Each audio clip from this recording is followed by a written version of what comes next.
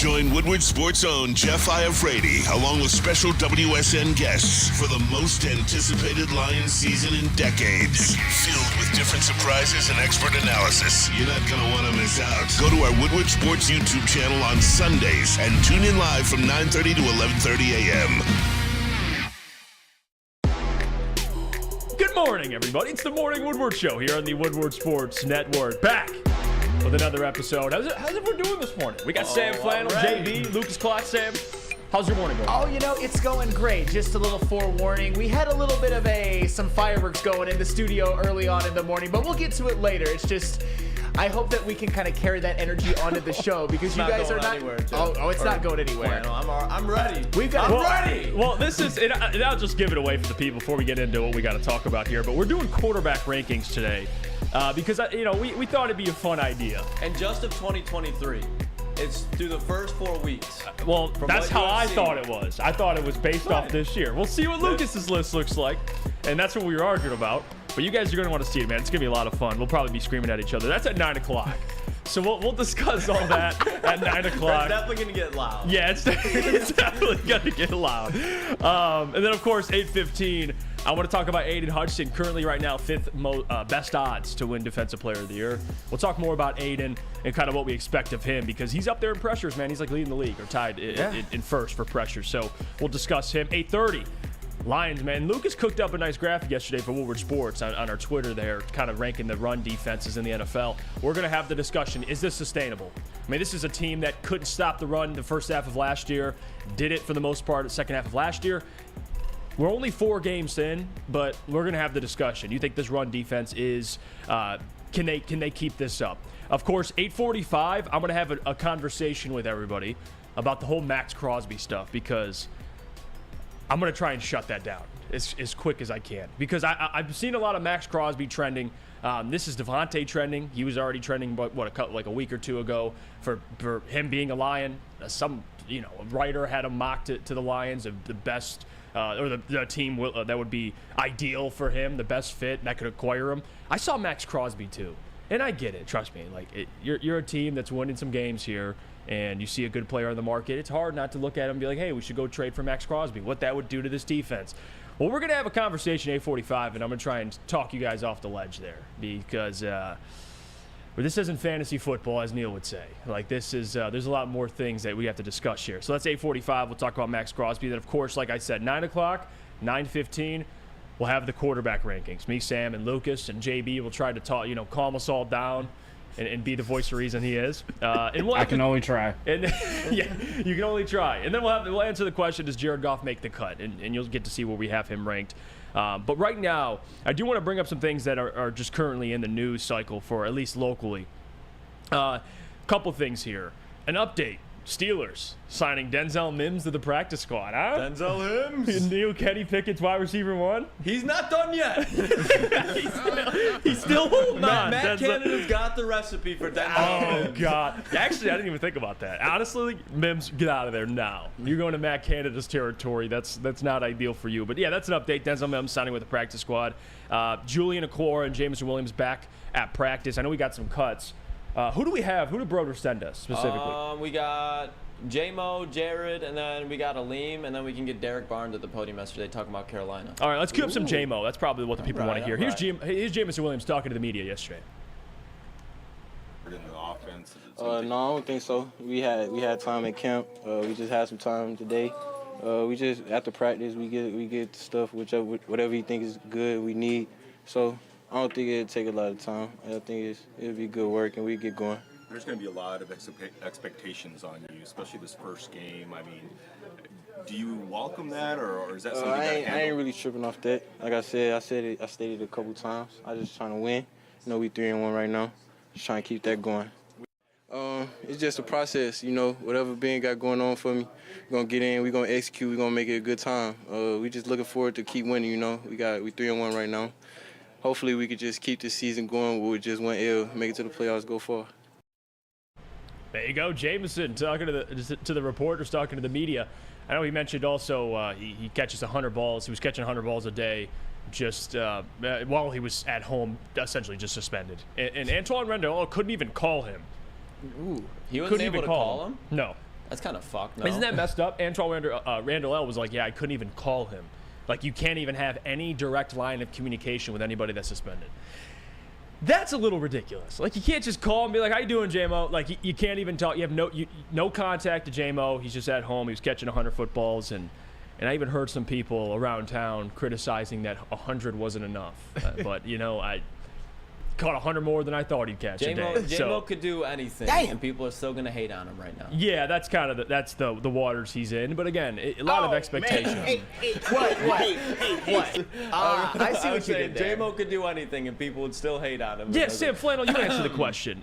Is catching 100 footballs a day compared to Amon-Ra St. Brown's 202, I believe it is, whatever it is that enough? I mean, is J-Mo doing enough to appease you, Sam Flannel? 202 in addition to practicing every day, playing in every single game, playing like a top 10 wide receiver in the NFL. I mean, to me, it's a nothing burger either way. It's not something that excites me or something to where I'm like, J-Mo, you got to catch at least 200. You got to catch at least 500 or else what are you even doing there, bro? The thing about Jameson Williams is, and I think this is fair, and I don't think this is hate at all, we all know that he has immense talent. He's the most talented Detroit Lions wide receiver since Calvin Johnson, I would say. But Jameson Williams is also a bit of an unknown. Is he going to be a superstar? Is he going to eventually be wide receiver 1 over Amon-Ra St. Brown? Or is he even going to be a valuable contributor this year? I think he's kind of at least when it comes to this year, a bit of an unknown, a bit of an enigma, a bit of a high ceiling, but maybe a low floor, at least for this year. And that's fair because Jameson Williams really hasn't been on the field in a big part of the offense and fully healthy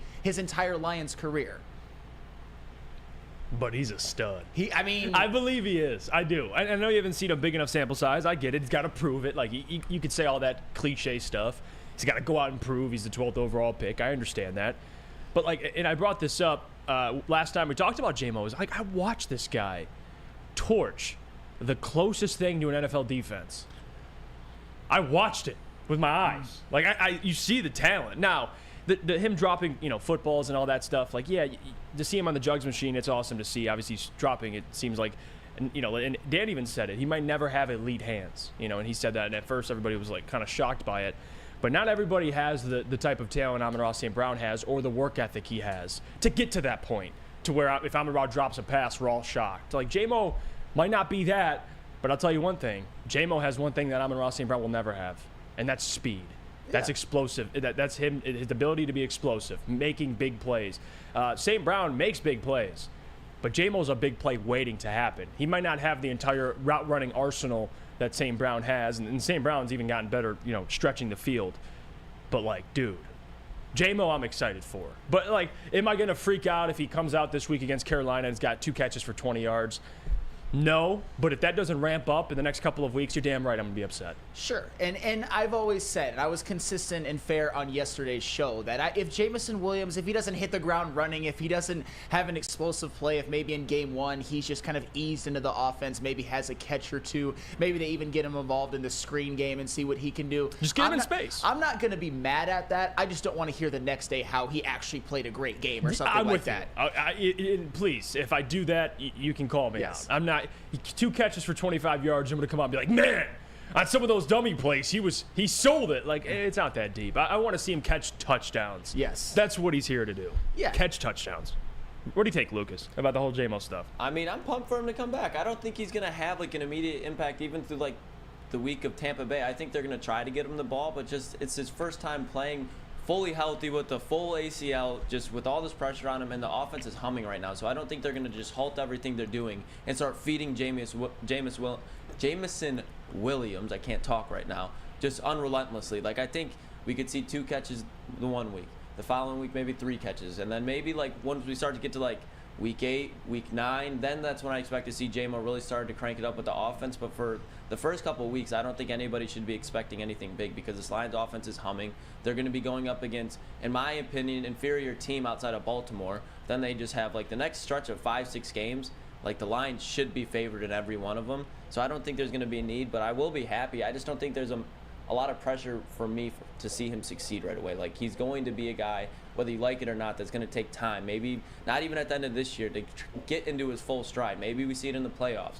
But I just think people that are going to be overreacting about Jameson Williams right away, just calm down. And like, I'm with you guys. If he comes out and he gets 2 catches for 25 yards, great. I'm not going to be acting like he's a hero, but I'm not going to be bashing him either. Like, I just think wait and see with Jameson Williams, and that's all it takes, because he's a talented player around talented playmakers, as well as a talented offensive coordinator, talented quarterback, can keep going.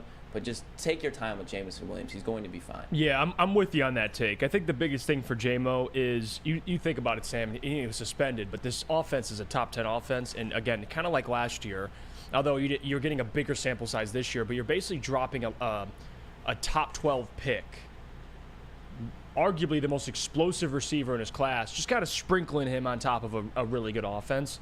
And he has more time now to hit the ground running. It's a great thing if he is the player we thought he was coming out, which I think he will be. This offense is only the ceiling increases, and what you can do, Sam Laporta, St. Brown, and I think even Gibbs, they all get better just by default. Having a guy like that with that type of speed. Yeah, I mean, this offense, it's top 10 again this year in scoring, just like it was last year. Right. And even last year, Jameson Williams didn't play in a lot of the games, and in the games he did play, he didn't really. He touched the ball twice. It was 2 touches for 82 yards, but still, it's not like he was a huge part of this offense, and it's been humming every single year no matter what. But if Jameson Williams is who we expect he is, I said it yesterday, this could end up being the best offense in the NFL, maybe at the end of this year or maybe going into next year. But at the same time, I do think it's fair to kind of not really know what we're going to get from him right away, because there have been a lot of players, and I'm not trying to because Jameson Williams was kind of one of one in college in terms of explosiveness, but there's been a lot of players in college who have looked great and came to the pros, even first rounders, and have been disappointing. So to say that he's a bit of an unknown, to say that we need to see more, I don't think that that's hate at all. And that's always been my problem with the Jameson Williams bots. It's just that he's the only player in Lions history who hasn't even had to produce, and people are just defending him like he's their son. I think he's going to be good, and I love his talent, but he hasn't shown enough where we can just instantly be like, oh yeah, he's going to walk in and be just fine. We got to see it more. I think what Lions fans should be most excited about, especially with the weeks that he's not going to be implemented, is just, and it's flannel, it's literally what you're not going to want to hear, but it's just why people are excited, the impact that he's just going to have on the game lined up on the field. Because it might not show in statistics, but Ben Johnson, especially you talk about easing a guy into the game, he's going to be motion Jameson Williams around everywhere. That's going to impact the run game. That's going to affect the receivers. That's going to spread out this defense. So that's why I'm saying if Jameson Williams doesn't make a huge statistical impact, that's fine, because this Lions team is rolling, and he's just adding another wrinkle to make this offense even more complicated for defensive coordinators to scheme up against. So it's a win-win in my opinion. If he doesn't get the ball, okay, great. That means he's probably causing problems for the defensive coordinator, and there's going to be a week where Jameson Williams get fed, and then all the haters can just go, zip. I don't know what week that's going to be, but I can assure you that it's going to happen. I think J-Mo's next obligation is to earn trust. That's the big for J-Mo. The only thing I question is his just trusting him, and Jared trusted him. Jared trusts Khalif Raymond. Jared trusts Amon-Ra St. Brown. Yeah. He trusts Sam Laporta already. You know why? Because when he throws them the football, they catch it. So for J-Mo, that's what he has to earn, is trust with Jared Goff. And yeah, you can talk about rapport and them building it in the offseason, but in a game, in real time, it's third down, whatever the case may be, or it's a big play that opens up, Jared has to trust J-Mo's going to come down with it. That's the only thing I question with J-Mo is his hands. If he can just improve his hands, which he's working on the jugs machine, then I think he'll be all right. I don't question the talent, just being reliable, and Dan talked about that. Just be dependable and be available. That's the other thing with now these little injuries. But regardless, I'm excited to see J-Mo play this week. I really am. Let's go to break. When we come back, we'll bring up Aiden Hutchinson, kind of discuss his Defensive Player of the Year odds, because I know Sam Flannel and even Booner, our guy Booner, you guys have been harping on that even before the season. So we'll get an update on that, see how that takes going. But regardless, first, we got to hear about our friends from Lady Jane's. Of course, Lady Jane's always has my hair looking really good as well. Come to Lady Jane's Haircuts for Men for an award-winning haircut experience. Register to win a trip of your dreams and all expenses paid suite for the 2024 NCAA Tourney. That's right, no expense spared for you and 5 of your best buds. Lady Jane's Haircuts for Men open 7 days a week. Walk in anytime. It's wicked awesome. And after that, maybe you could go get a brand new car from Les Stanford. And I'll tell you why. What happens when you run a great business for over 50 years? You expand and offer more products to more people, and that's exactly what Les Stanford did. On Woodward Ave, just south of 9 Mile, check out Les Stanford in Dearborn today. Find the brand you want at lesstanford.com. Join Woodward Sports' own Jeff Iafrate, along with special WSN guests, for the most anticipated Lions season in decades. Filled with different surprises and expert analysis. You're not going to want to miss out. Go to our Woodward Sports YouTube channel on Sundays and tune in live from 9:30 to 11:30 a.m. By now you know me, Christina Gennari, as the obvious choice in real estate. And you know my website, soldchristina.com, as your #1 resource for buying or selling your home. Myself, along with my amazing staff, pride ourselves on making your home buying and selling experience a relaxing and easy one. Come see why we are the obvious choice. Christina Gennari at soldchristina.com, the obvious choice in real estate. Woodward Sports' own Tom Mazaway and Sam Stick Day will be hosting our Lions postgame show after every Lions game all season long. Tune into the Woodward Sports YouTube channel for his hot off the press takes, game analysis, and Kool-Aid sipping celebrations. You won't want to miss it. Join Maz, Stick, and special guests each week immediately following every Lions game, exclusively on the WSN YouTube channel. Play, practice, and party at 5 Iron Golf, downtown's newest sports bar. I believe we'll be down there tomorrow. Me, Lucas, Mike Gentry, who's probably the better golfer of us all, and then Booner. Actually, Booner might challenge him, but we'll be down there tomorrow to participate in their weekly league. So hopefully we'll see you down there. Mention promo code Woodward at checkout for 50% off your first visit, and visit 5irongolf.com to tee up good times, whether you're a serious golfer like D-Mac or you're there for a good time like me or Sam Flannel. 5 Iron is a spot for you. That is 5irongolf.com to tee up good times. Welcome back to the Morning Woodward Show here on the Woodward Sports Network. Plenty more to get to. We just got done talking about Jamison Williams. Hopefully we can talk more about J-Mo next week after he plays well. Yeah. That's ideal. But regardless, let's get to Aiden Hutchinson. Because I checked the odds last week because I wanted to visit kind of where he's at in the Defensive Rookie of the Year race. You know, right now, he's not too far behind. Currently, Micah Parsons leads the race on most betting apps. FanDuel, he's plus 175. And then Myles Garrett, plus 250. TJ Watt, plus 500. And then Nick Bosa and Aiden Hutchinson are tied at plus 2,500. Pretty damn good defensive ends in front of you. Yeah. Now, Micah Parsons, having a hell of a year so far. He's on one of the better defenses in the NFL. Myles Garrett, he had a game with 3.5 sacks. He's had a hell of a season, too. Up and down, but still had a hell of a season. TJ Watt, we know what he is. I mean, it's like if TJ Watt gets a sack, which he didn't have one last week, but when he gets a sack, it's just another day of the week. So, you know, TJ Watt's been that guy. He's my pick for Defensive Player of the Year. He's currently third in the race. And then Nick Bosa and Aiden Hutchinson are tied. Sam Flynn, I'll go to you on this. Any chance he gets close? Because the fact that he's top 5 right now, he's the youngest player in the race. I mean, Micah is up there too.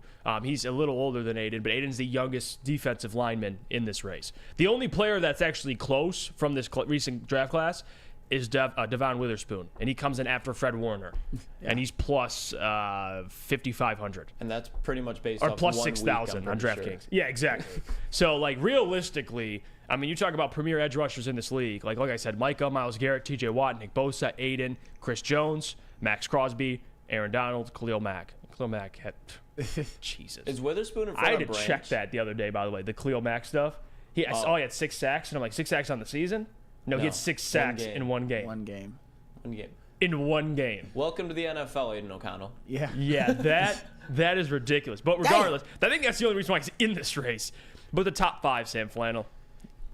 What do you think? All right. So the top 5. Is Aiden moving up? Or is he moving down? I think he could be moving up. I don't know if he's going to pass any of the names in front of him because it's got all the usual suspects. I mean, Micah Parsons, TJ Watt, Myles Garrett, Nick Bosa. I mean, this is the cream of the crop. You've got guys who have won Defensive Player of the Year before very recently, and guys who have finished second in the running like Myles Garrett and Micah Parsons, who are all elite. I don't know if Aiden Hutchinson is going to pass any of them, but it just speaks to how great of a season that Aiden Hutchinson has already had so far, because Aiden Hutchinson is currently tied for first in the NFL in quarterback pressures. And honestly, quarterback pressures, you can debate how much weight they should carry. I mean, they should definitely carry some. I mean, you saw how much he affected the game against Kansas City by just pressuring Patrick Mahomes and not getting any sacks. But in the last couple of games, he supplemented that with 3.5 sacks, which is currently tied for 10th in the NFL with a lot of different players. And he has 7 quarterback hits. I don't think he's really in the running to win Defensive Player of the Year this year, but Aiden Hutchinson, remember before the season, remember I told you one of the pathways to him getting it was having that second-year leap that a lot of the all-time greats have had. And this season, Aiden Hutchinson is on pace for a whopping 114 quarterback pressures. 114. You know how many he had all of last season? Talk to me. 53. Ooh. So he's on pace to double that. And he had a damn good rookie year. This season, Aiden Hutchinson is on pace for 30 quarterback hits, which is insane. Last season, he had 15, so doubling that. And this season, he's on pace for the number that I predicted, 15 sacks. And last season, he had 9.5. So Aiden Hutchinson has certainly done a lot in the first 4 games to have that second-year leap. He is certainly on pace for it. And when you look at Aiden Hutchinson versus, I looked at the last 3 Defensive Player of the Year awards who were edge rushers. 2022, Nick Bosa, he had 90 pressures. Aiden Hutchinson is on pace for 114. 48 quarterback hits, which is outer space amazing. Aiden Hutchinson is only on pace for 30. Only 30. Just shows. Pity 30. I know, just goes to show how great Nick Bosa was last year. And he had 18.5 sacks, and Aiden Hutchinson is on pace for 15. So Aiden Hutchinson is actually on a greater quarterback pressures pace than Nick Bosa got for the whole year in 2022. And then in 2021, you look at TJ Watt. TJ Watt had only 62 quarterback pressures, a piddly 62 quarterback pressures, versus Aiden Hutchinson is on pace for 114. He had 39 quarterback hits, and Aiden Hutchinson is on pace this season for 30. But TJ Watt, the big difference is he tied the all-time record for sacks in a season with 22.5. So that just goes to show you that Aiden Hutchinson is almost doubling the pace of what TJ Watt had in his Defensive Player of the Year campaign in 2021. And then you look at 2016 Khalil Mack. He had 96 quarterback pressures. Aiden Hutchinson is on pace for 114 this year. 26 quarterback hits. Aiden Hutchinson is on pace for 30. And 11 sacks. Aiden Hutchinson is on pace for 15. So he's on pace to put up better numbers than Defensive Player of the Year Khalil Mack did in 2016. And he's on pace to have 114 quarterback pressures, which is more than any of the last 3 Defensive Player of the Year edge rushers have had. And I get it. I'm not saying he's going to win it, but Aiden Hutchinson, I think his pathway to being in the conversation is have over 100 quarterback pressures and 15 sacks. Then you probably can't deny him at the worst a second-team All-Pro. Yeah, that's it right there. Read those stats to me, Daddy. Hey. JB's a sniper. A sniper. I'm in the coffin. I'm in the coffin after that one. Yeah. One more time, JB. Read those stats to me, Daddy. Damn it. Damn it. All right. Dan Wood. I blame you, Dan Wood, because I read your comment and he clipped me. He was doing it yesterday, too. I love Dan Wood. He's funny. Yeah, let me just kind of piggyback off that. Now I'm uncomfortable saying that after what you just played. Regardless, though. K Boogie says, Jeff, you really got to watch what you say, man. I know. Trust me, I get it. It just happens. I don't know what to say. Just making you better. I don't know what to say. So when you're on the big stage, you can rise to the occasion without looking sus. Well, that's bad. That's bad. JB's too fast with that. Regardless, what I took away from what you said, Sam, and kind of just the research I've been doing about Aiden and so far what he's doing this year, and I read this tweet by Lions Fan Report, will Aiden Hutchinson be a Defensive Player of the Year candidate by season's end? And that's what kind of inspired this topic, because they wrote he's on pace for over 114 pressures, which you kind of already talked about, 27 through 4 games. On pace for over 14 sacks, 15 sacks, 3.5 through 4 games. Think about that for a second. Like what he's doing, and this comment summed it up perfectly, and I want to make sure I give credit here to who said it specifically. Let's see. Certified supply chain professional. The Lions have the #1 run defense and the most QB pressures, which is crazy because the defensive tackles are mid. Like think about what Aiden Hutchinson, and this isn't to discredit Aleem or Benito Jones, right? Aleem McNeil's actually looked a lot better. But no Houston, and he's doing this. Like, that's what my takeaway is. Like, you talk about guys that are in this Defensive Player of the Year race, and I kind of already read them off, but all the players that are listed here, Micah Parsons, I don't even have to tell you. Like, he's an incredible player. I don't want to discount anything he's doing, but it helps. when you have the defense he has. It just does, right? When you have a guy on your defensive line like DeMarcus Lawrence, Myles Garrett, and them getting Zadarius Smith. Now he's in the Defensive Player of the Year race, and he had great years before, but regardless, it helps. TJ Watt with Highsmith, Nick Bosa with that defensive line, and then there's Aiden Hutchinson, just chilling on that list. It's like, we didn't think we'd see you, Hayden, hiding on this list, but with no help, by the way, barely. And then you have Chris Jones is a menace, and he does great things. Max Crosby's one of those guys who I would also put there that doesn't really have a lot of help, and Max Crosby just makes plays. Aiden, what he's doing at his age, and now a second-year player, to be in the Defensive Player of the Year race, not rookie. He went from Defensive Rookie of the Year race to now Defensive Player of the Year race with little to no help around him. That is the biggest takeaway for me. Will he win it? No, I don't think so. Will he be in the race? Potentially. I just think there's guys that are bound to have bigger years. Like Micah Parsons, I think will have an incredible year, and I think it'll be his award. TJ Watt is my pick, so I'm going to stick by that. But this is incredible what Aiden Hutchinson's doing. Like, you can't discount how much of an impact this man's making with little to no help, or at least not as much help as others. I'll phrase it like that because I don't want to act like Lee McNeil some bum. But regardless, that's my biggest takeaway is once they get another dude on this defensive line, like a Jalen Carter. I'm not saying go get. Look, I'm not saying they messed up by not taking him, but there'll be an opportunity in the future to get another one of these guys. Go get him, because what that'll do to Aiden Hutchinson, my gosh. Now we're talking Defensive Player of the Year, because then the guy, we'll have another guy on your defensive line that can actually absorb a double team.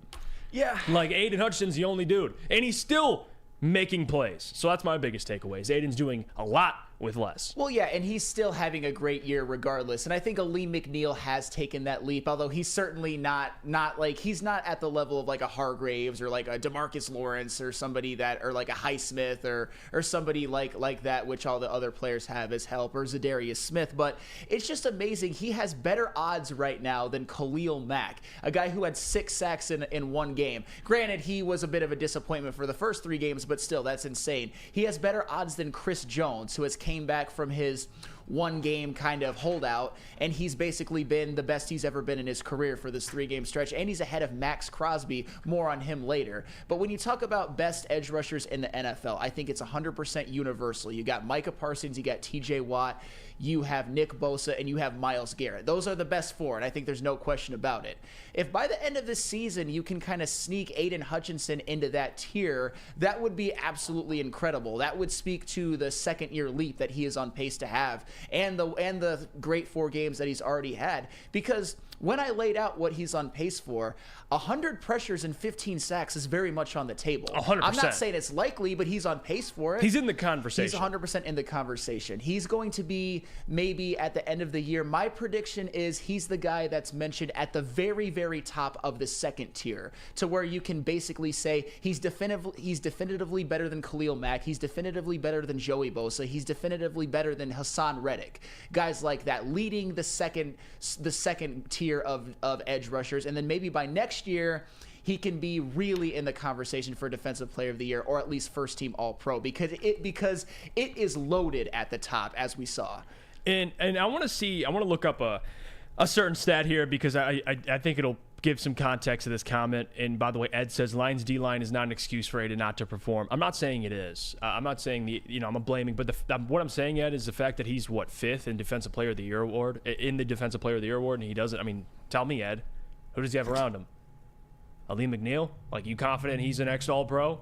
Like, I'm loving Lee McNeil. I think he's serviceable, but that's my point. Benito Jones?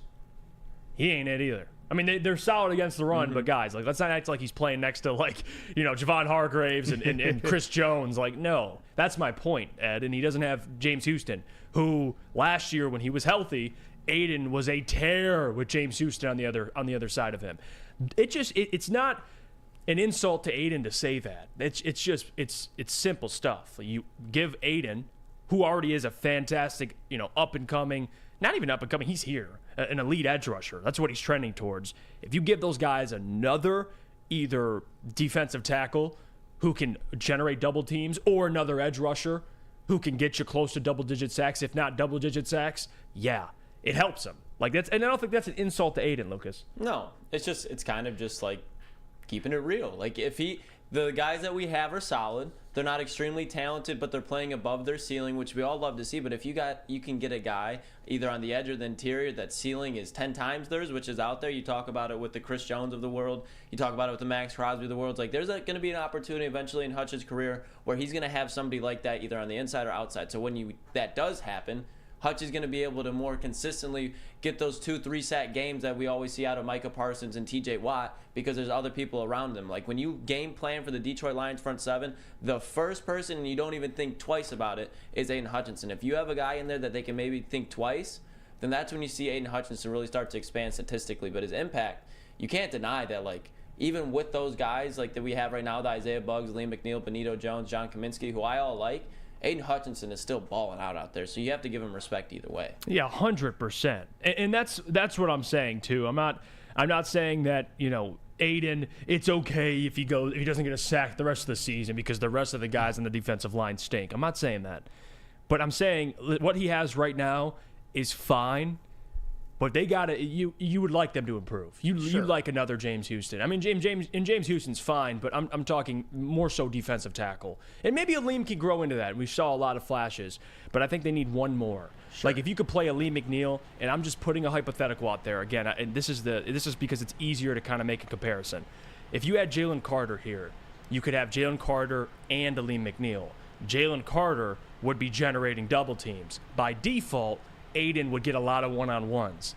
And if they want to double team Aiden, well, guess what? Jalen's getting loose. I'm not saying a revision. I'm not doing the revisionist history thing, but in the future, you have to address that and get another dude on this defensive line. That's all I'm saying. No, and that's what all I'm saying. I'm not saying, you know, that. Go on, Sam. You know, I wonder where you could find a guy like Jalen Carter. I just don't know. I'm kidding, guys. I'm kidding because obviously enough of that. No, and that's why number I'm kidding. One run defense without him. That is, and you know what? That in is front of the Philadelphia Eagles who have him. That is 1,000%. Yeah, and fair. I don't want to. I'm not trying to do the whole like. Trust No, me, I don't want to. I'm just using an example. Sure. That's why that's why I wanted Jalen, and it's okay. We'll move on. Next year's draft, I'll find somebody. But you need a 3 technique. Having a solid guy like Jalen to play the 3 tech with this defense right now, not just a run stopper, but somebody that can do both, and Liam's kind of trending that way. What it will do to this defense, I mean, you talk about quarterbacks already. When you're getting pressured from the inside, from the interior, and then you have Aiden closing in on you, it makes your job difficult. So ideally for this defense, I think the next step is either finding another premier edge rusher or getting a dog at defensive tackle that could generate pressure consistently. And ideally, that's all well and good, and I agree with you in theory, but I will say this. The Lions' defense has looked pretty damn good, and Aiden Hutchinson has looked pretty damn good with the help that he currently has. Yeah. Guys like they're the number 1 run defense. Right, like guys like Aleem McNeil have stepped up. John Kaminsky's made plays. Charles Harris has made plays. I'm not saying that's exactly who you want as your starters for years to come, but it's not like Aiden Hutchinson has still managed to put up these numbers on this defense, and this Lions defense is top half of the league, and we all know how good they are against the run. More on that in the next segment. But first, I'm actually going to tell you about Dispo, because that is where you should go if you want to experience a great cannabis experience. Experience Dispo Romeo, a team that curates an exclusive atmosphere, mixed with fresh inventory from Michigan's largest variety of products. The first ever cannabis mall of its kind is conveniently located off of Van Dyke and 32 Mile Road in Romeo. Dispo Romeo is now open late night until midnight every day except Sunday. Can it get any better than that? Dispo Dispensary, disposhops.com, your local cannabis plug. Where's the most convenient place to get that big fitness energy? It's Planet Fitness. Join today for just $1 down, $10 a month. With over 2,400 locations and equipment for every workout, you can get in, get energized, and get going. And with free fitness training and most clubs open 24 hours, everyone belongs in the judgment-free zone. So join today for $1 down, $10 a month, no commitment, cancel anytime. Deal ends Wednesday, September 13th. Join now at any Metro Detroit location. Hurry, offer ends soon. Brace yourselves, Detroit. As the sun begins to set, 2 of Woodward Sports' brightest young stars will be taking the mic for a brand new show. Woodward Nights with Spooner and Broder. The dog days in Detroit are over, and the boys are unleashed. Join in on the banter and hop on the bandwagon of the #1 night show on the internet. Tune in to the Woodward Sports YouTube channel every weeknight from 8 to 10 p.m. Woodward Nights with Spooner and Broder. It's the Randy Wise Celebrity Golf Tour. You're a good coach, Tim. Oh, great shot. some of the biggest names in Michigan sports, and some, well, not so much. Oh, yeah, baby. Oh, yeah, baby.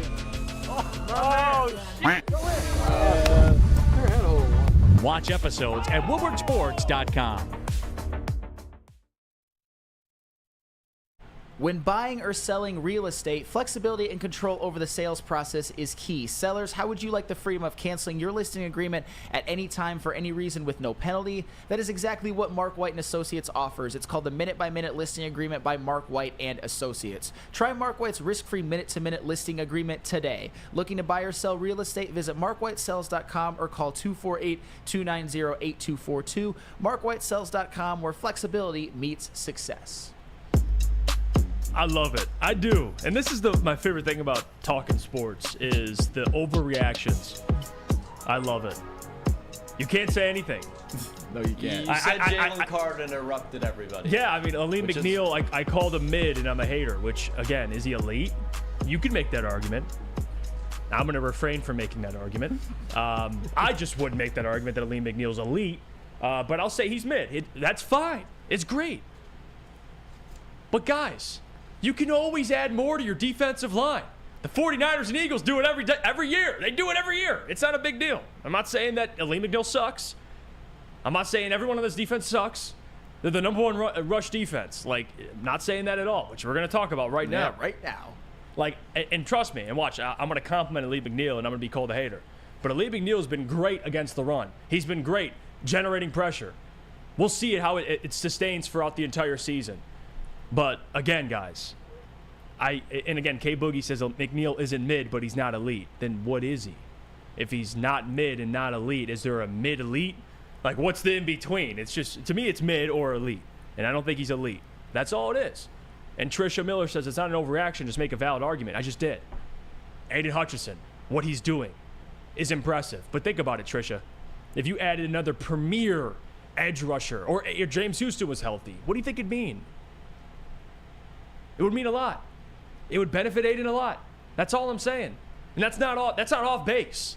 Like, go ask anybody. Mm-hmm. I could go to Braylon, who's played in the NFL, and say the same thing. Hey, you think Aiden will be better if you added another guy across the line from him that can generate a double team? He'd say, yeah. You think Braylon would call me a hater? No. But, like, for Lions fans, that's being a hater. Like, I don't know. I'm supposed to just sit here and say, you know what? Don't get any more talent on this defensive line. Benito Jones, you're fine. Like, come on, dude. Like, regardless, let's talk about the rush defense because that's real. And by the way, can it be sustained? I think so. Because part of that is scheme, which it seems like the Lions figured it out dating back to last year. And the other part of that, and there's the graphic. Shout out to Lucas. Top 5 run defense in the NFL through the first 4 weeks. Detroit Lions, Philly, San Francisco, Tennessee, and Cleveland. Man. And by the way, back to what I was saying about can it be sustained? I do think it can. Because part of it's scheme, but the other part of it is guys knowing their role, knowing their job. And I think it took a year, but everybody finally knows their job.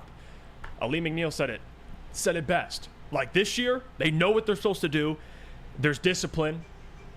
In every game, they've shown they can stop the run no matter who's at running back. And we kind of went through it yesterday. Who they faced their running back? Isaiah Pacheco, Kenneth Walker, Bijan and Tyler Algier, Aaron Jones and A.J. Dillon, who's mid right now. Or below mid, actually, A.J. Dillon. He's had a terrible year. But what this defense has done against those guys, that shows me it's real. Now, if they were shutting down no-name running backs and shutting down bad offenses, I'd understand that. But we're talking Seattle's offense. Pretty damn good. They shut down Kenneth Walker for the most part. Didn't have any big plays. Isaiah Pacheco, who runs like he's pissed off. Yeah. Runs like he's pissed off. Like somebody took his lunch money. They stopped him, and they slowed him down. They made Mahomes lead their team in rushing. So I think this can be sustained. Is it going to be the number one defense in the NFL? Maybe not. But will there be top 3? At the worst, top 5? Yeah, I think so. I do. I think so. I think this could be sustained. And that's all credit to Aaron Glenn, by the way. Huge credit. Yeah, and I would say that, you know what, I'm going to kind of go through this in real time, like whether or not it can be sustained or not, because I think there's good arguments for and against. And when I mean sustain, I mean number one run defense in the NFL. I certainly think they've done enough to where, at worst, they're probably going to be top 10 by season's end. But I actually think they could be better than that because we cannot overstate the running backs that they have just basically completely rendered ineffective this season. Isaiah Pacheco against the Lions, 8 carries for 23 yards, 2.9 yards per carry. You know what objectively his next worst game was? 15 carries for 62 yards, 4.1 yards per carry, and a touchdown. You could say the same for Kenneth Walker. His worst game of the season was 17 carries, 43 yards, 2.5 yards per carry against the Detroit Lions. And his second worst game of the season was 12 carries for 64 yards, 5.3 yards per carry. And no, I'm not going to include the touchdowns for against the Lions game because they were both 1-yarders. Bijan Robinson against the Lions, 10 carries for 33 yards, 3.3 yards per carry. Objectively, his second worst game of the season, 10 carries for 56 yards, 5.6 yards per carry. And then Aaron Jones against the Lions, 5 carries for 18 yards for 3.6 yards per carry. And the game that he had, the other game that he played, 9 carries for 41 yards, a touchdown, 4.6 yards per carry. We're talking about 4 running backs that I believe will all, maybe not Aaron Jones, but I believe in him as well, that might all get 1,000 yards at season's end, but they have basically been rendered useless by the Detroit Lions rushing defense. And think about this. I was perusing the stats of the worst rushing teams in the NFL in terms of rushing yards per game. Do you know who's last right now? The Las Vegas Raiders. Do we play them this year? Yep. Yes, we do. You know who's third to last? The Green Bay Packers. Do we play them again this year? Yep. Do you know who's fifth to last? The Minnesota Vikings. How many times do we play them this year?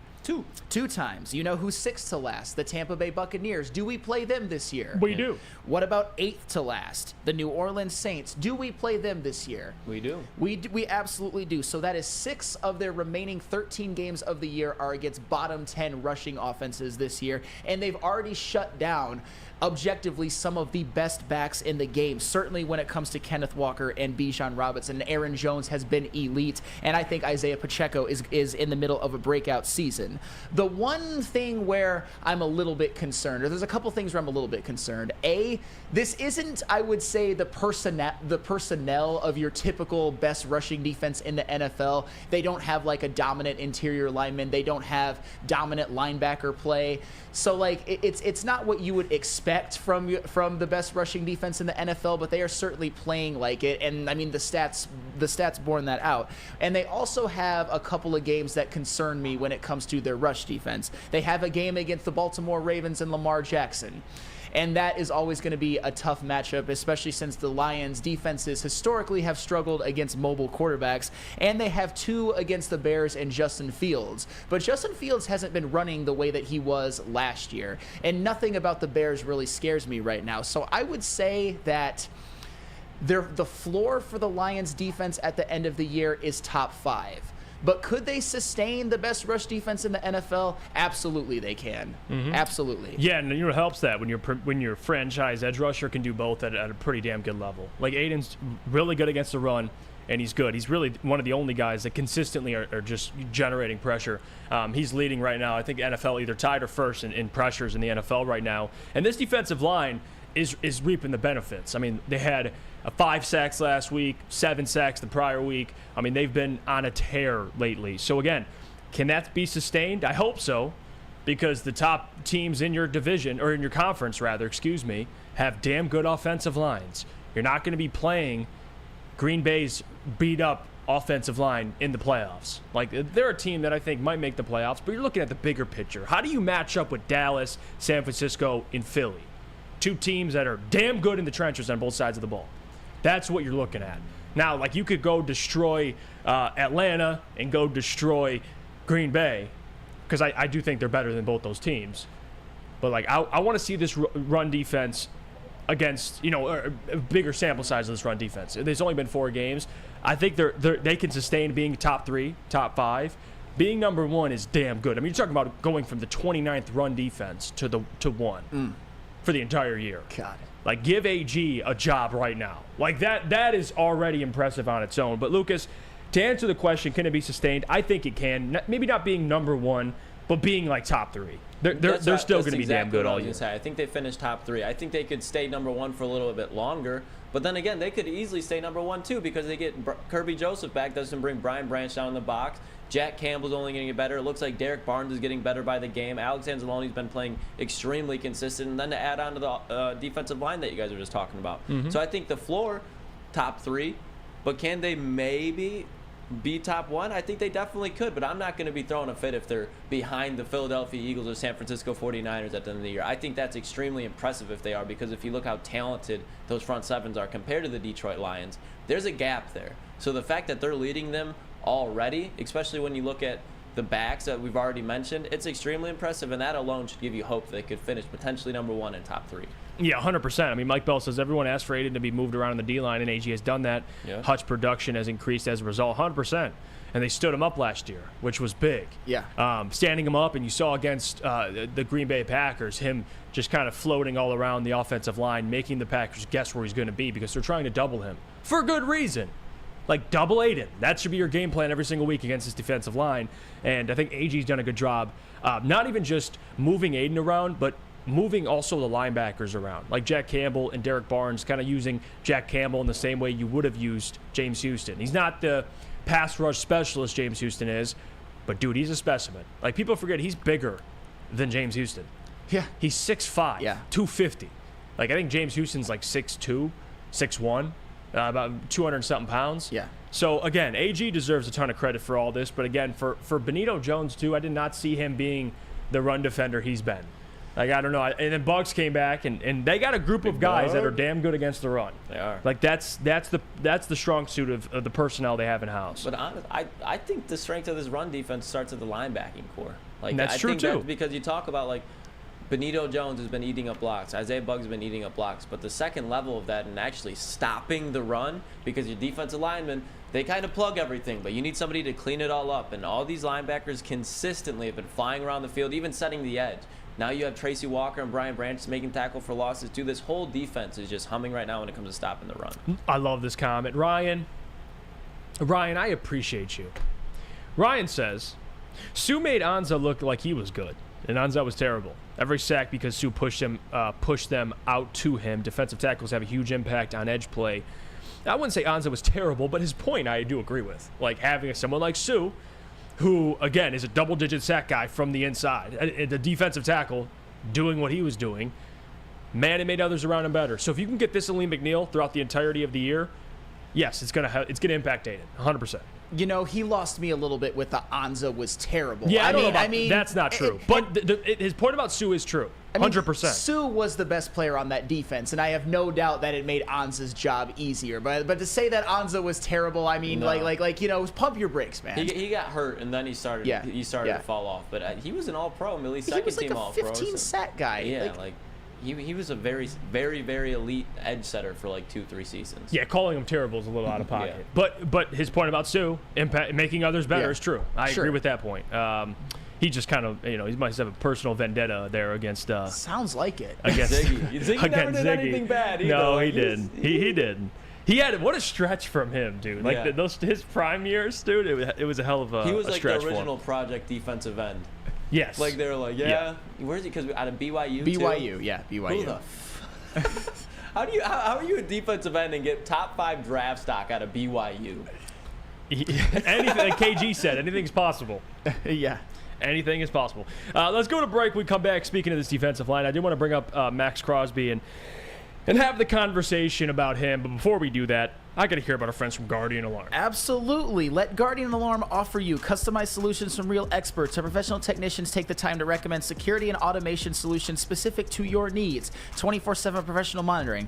Call us anytime, day or night, and know that a Guardian team member will stay on the phone as long as needed. Technology backed by people. Your safety and security deserves technology that's been proven to work and people who have been proven to care. Call them at 1-800-STAY-OUT. That's 1-800-STAY-OUT. Guardian Alarm, your local security experts.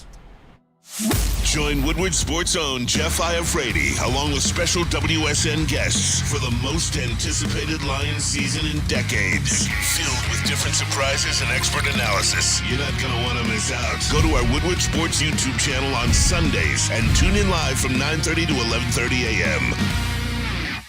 At work, and at home.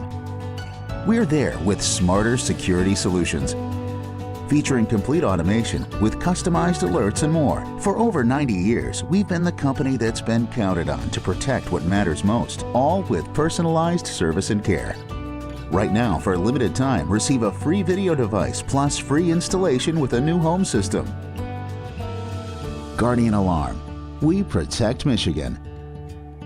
Now, coming to Woodward Sports, Woodward and Main Street, the Woodward Sports Network Detroit Lions show. Let's go! Catch Gabrielle D. Phillips, Matt Broder, and Terry Foster for all the latest news on your Detroit Lions every week. Only on the Woodward Sports Network YouTube channel and woodwardsports.com.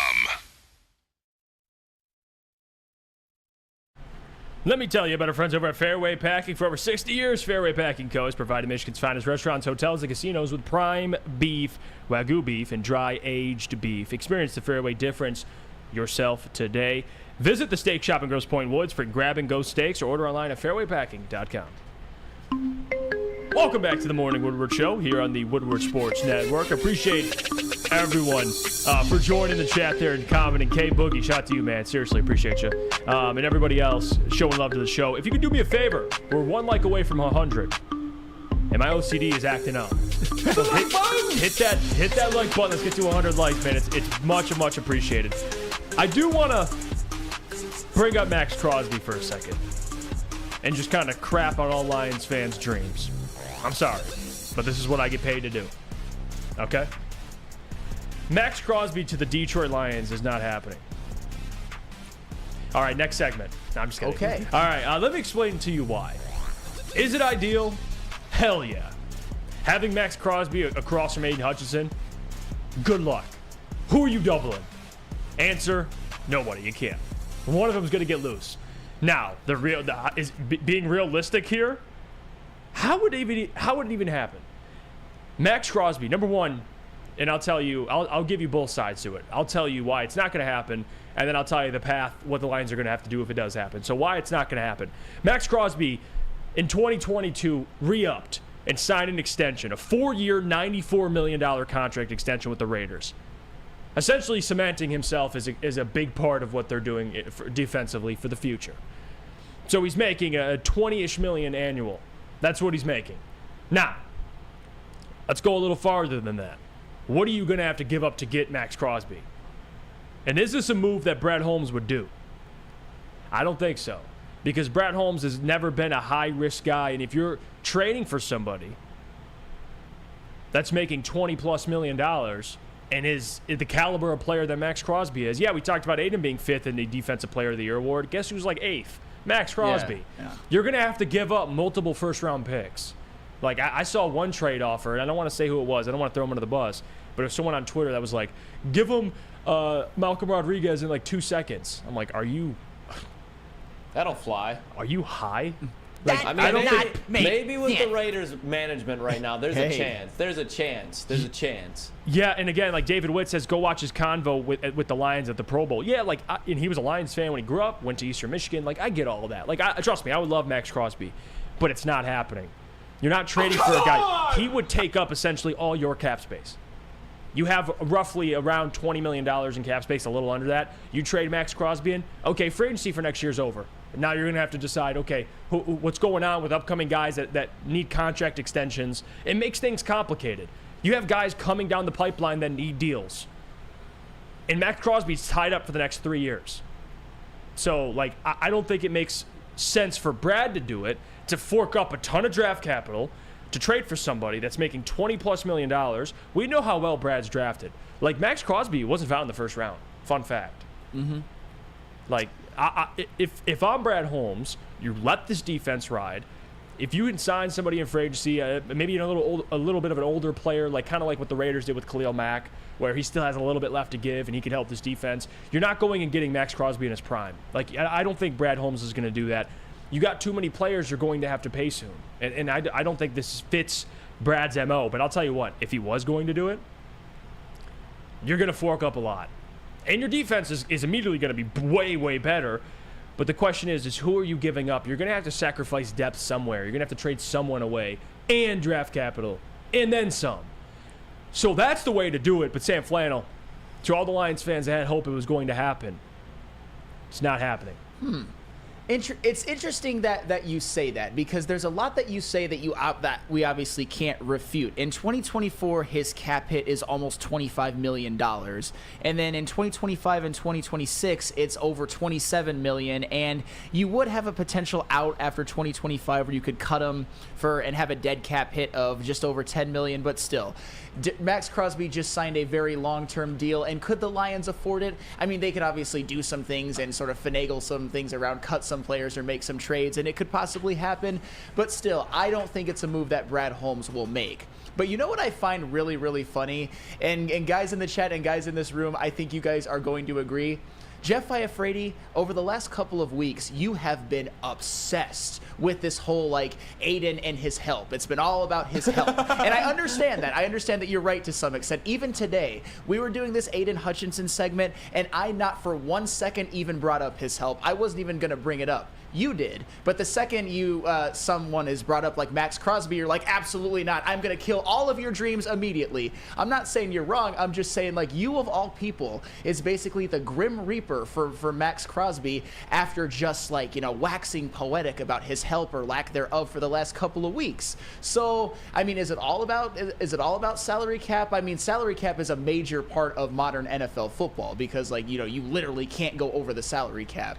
But I mean, am I the only one who kind of sees the irony in this, or am I crazy? No, I see what you're saying, Flannel. You're holding him accountable right now. For what? To Sam's point, you want all the edge help, and then I want help, but Max Crosby at $20+ million, it's not happening. Okay. So I'm not going to sit up here and play fantasy football with my audience. Dude, like, I'm not doing that. You have. You want me to lie? Oh yeah, it's very viable. Everybody, you could go trade for a guy making $20+ million. That's something that Brad Holmes would do. No, it's not. But you have talked about it more than anyone on this network combined about Aiden Hutchinson in his help. 100%. And I made the point in the last segment that Aiden Hutchinson is doing just fine with the help he has. Would it be more ideal for him to get help? But help could be on the way, Max Crosby, and you're just like, nope. Not even going to consider it. But Sam, I have to be realistic. I understand that. Like, that's my job. I can't come out here and say, yeah, Max Crosby. You think I wouldn't want Max Crosby? Fuck yeah! Like, come on. Like, it doesn't take a genius to know that. Like, yes, I would love Max Crosby. Is it realistic? No, it's not. That's the whole argument. Like, if I want, that's why I'm not going to go there. It's because it doesn't make sense. Now, if you gave me a realistic option, you bet your ass I'd hop on. All right, I'd be like, you know what, bet. Let's go. Let's find a way to trade for him. But Max Crosby is not happening. It's not. Do you think it could? And please tell me how. No, I mean, I've never been one to cape up for Max Crosby. Obviously, I would love to have him if we could maneuver it, because him and Aiden Hutchinson as bookend edge rushers would probably be the best duo in the NFL. As a matter of fact, 100%. Off the top of my head, I couldn't think of one that is better. I mean, maybe Joey Bosa and Khalil Mack, or like Hassan Reddick, Josh Sweat. I understand that, but like, imagine just how deadly that would be. The offensive linemen, left and right tackles, would have nightmares for the whole week leading up to it, because you'd have to contend with Aiden Hutchinson and Max Crosby. And for the record, I'm not calling for Max Crosby. I'm not saying it's something that Brad Holmes is going to do. But I'm not just going to dismiss it offhand like, nope, no chance whatsoever, especially considering that the Lions have a lot of cap space to play with going into this upcoming offseason. I'm just saying, it's just ironic that coming from Mr. Aiden has no help, you're just like, help is on the way. Max Crosby could be on the way, and you're just like, absolutely not. Absolutely not. You have been waxing poetic about it for 2 straight weeks, and I agree with you to a lot of. Don't do that. Don't do that now. Don't do that now. And you already went there, so we're gonna go there. Get him. By the way, and I want to read some comments here because I don't think people are truly understanding what I'm saying here. So let me clarify this for everybody. You included, Sam, because I think you're off base too. Trisha Miller. Jeff doesn't know what he thinks. He's all over the place. Oh well, let me be consistent here, okay? Aiden Hutchinson. He's your franchise defensive end. Here, I'll try and make this very simple for everybody, okay? So everybody pay attention. Aiden Hutchinson, very good player. Very good player. He's going to have success, no matter what. Here's the other side of it. You know what helps great players? Other great players. Yeah. That's why I advocate for them. Let's move on to the next thing, okay? That's lesson 1. Are we all with me? Okay. Let's talk about this defensive line. Good defensive line. They're number 1 in the NFL. You can always improve your defensive line. 49ers and Eagles are my examples. Are we clear? Yes. There you go. Go get Max Crosby then. Oh, that's right. Never going to happen in a million years. It's just not. When has Brad Holmes done it? No, I know. Just because this is the problem. And by the way, it's not just you. It's Lions fans. If I say, yeah, I like more talent on my defensive line, people assume I hate what they have. Oh. That's not the case. That's not the case. Ali McNeil is fine. Benito Jones is fine. But for me, adding another guy, a dude that could be an all-pro, another guy like Aiden on this defensive line, hell yeah, I'm on board. And if I'm the only one, fuck it. I'll be the only one. Because I want another guy on this defensive line. That's all I'm asking for. You had Houston, he's hurt. Now, Jeff, why don't you go trade for somebody? Who? That's not what I'm saying. My path for Brad is next year's draft. I'm talking for the future. Next year's draft, go find another defensive tackle, another edge rusher. That's all I'm saying. Like, there's not, Jeff, who are we going to get? I'm not saying go get somebody. Like, who? Max Crosby's the only option. He's making $25+ million, and Brad Holmes has never shown to be able to make a move like that. And I don't think he will. That's all I'm saying. Not hating. I don't hate Aiden. I don't hate Lee McNeil. Like, people take it. All I'm saying is, guys, this defensive line is fine. They're okay. They're all right. But I like to improve my defensive line. I'm sorry. Oh. If I'm the only one who likes that, I'll be the only one who likes that. I just like more. I like a defensive line that's nasty. I want a 49ers defensive line. That's what the Lions should be chasing. We shouldn't settle. Like, right now, they're fine. But we've seen 4 games, guys. Like, if you want to say their defensive line's better than the 49ers, go ahead. Go ahead. Or the Eagles, go ahead. They're playing really well right now, but I'm talking on paper. They can still improve. There's room for improvement. No, interesting. Is that off base? No, nobody. Like, I don't understand. Nobody is saying that the Lions' defensive line, personnel-wise, is as good as the Eagles or the 49ers, and that they can't make improvements. What I'm saying is that. And I'll go back to this again. We did an entire segment based on the fact that Aiden Hutchinson is 5th in betting odds for Defensive Player of the Year in year number 2. He's ahead of guys like Khalil Mack and Chris Jones and Hassan Reddick, guys like that, in terms of the betting odds. And you're talking of, and you went out of your way to talk about Aiden Hutchinson needs more help, when all I wanted to do last segment is just talk about how great Aiden Hutchinson has been, regardless of the help that he has. And then we talk about Max Crosby. Help could be on the way. And is it realistic? Maybe not. You were the first person. You were basically the Grim Reaper for those dreams. That's all I'm saying. When there's a realistic option, Sam, I'll make the argument. Okay. That's all I'm saying. Okay. If there's a realistic option, I'm going to make the argument. Because of course I want more talent. All right. I'm not content with where the Lions are right now. I'm not sitting there chilling. We're coming for the Super Bowl. Like, no. There's plenty of room to improve, guys. Like, if I'm the only one who thinks that way, that's fine. Like, I want this defense to get better on paper. I do. Yeah, I want more talent. I welcome more talent.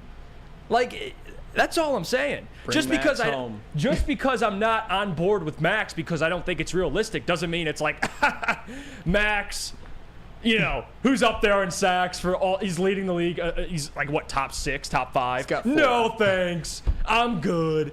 Like, no, it's because it's not realistic. That's all it is. But you didn't have to be the Grim Reaper for that on this day after just going out of your way to just talk about Aiden's help.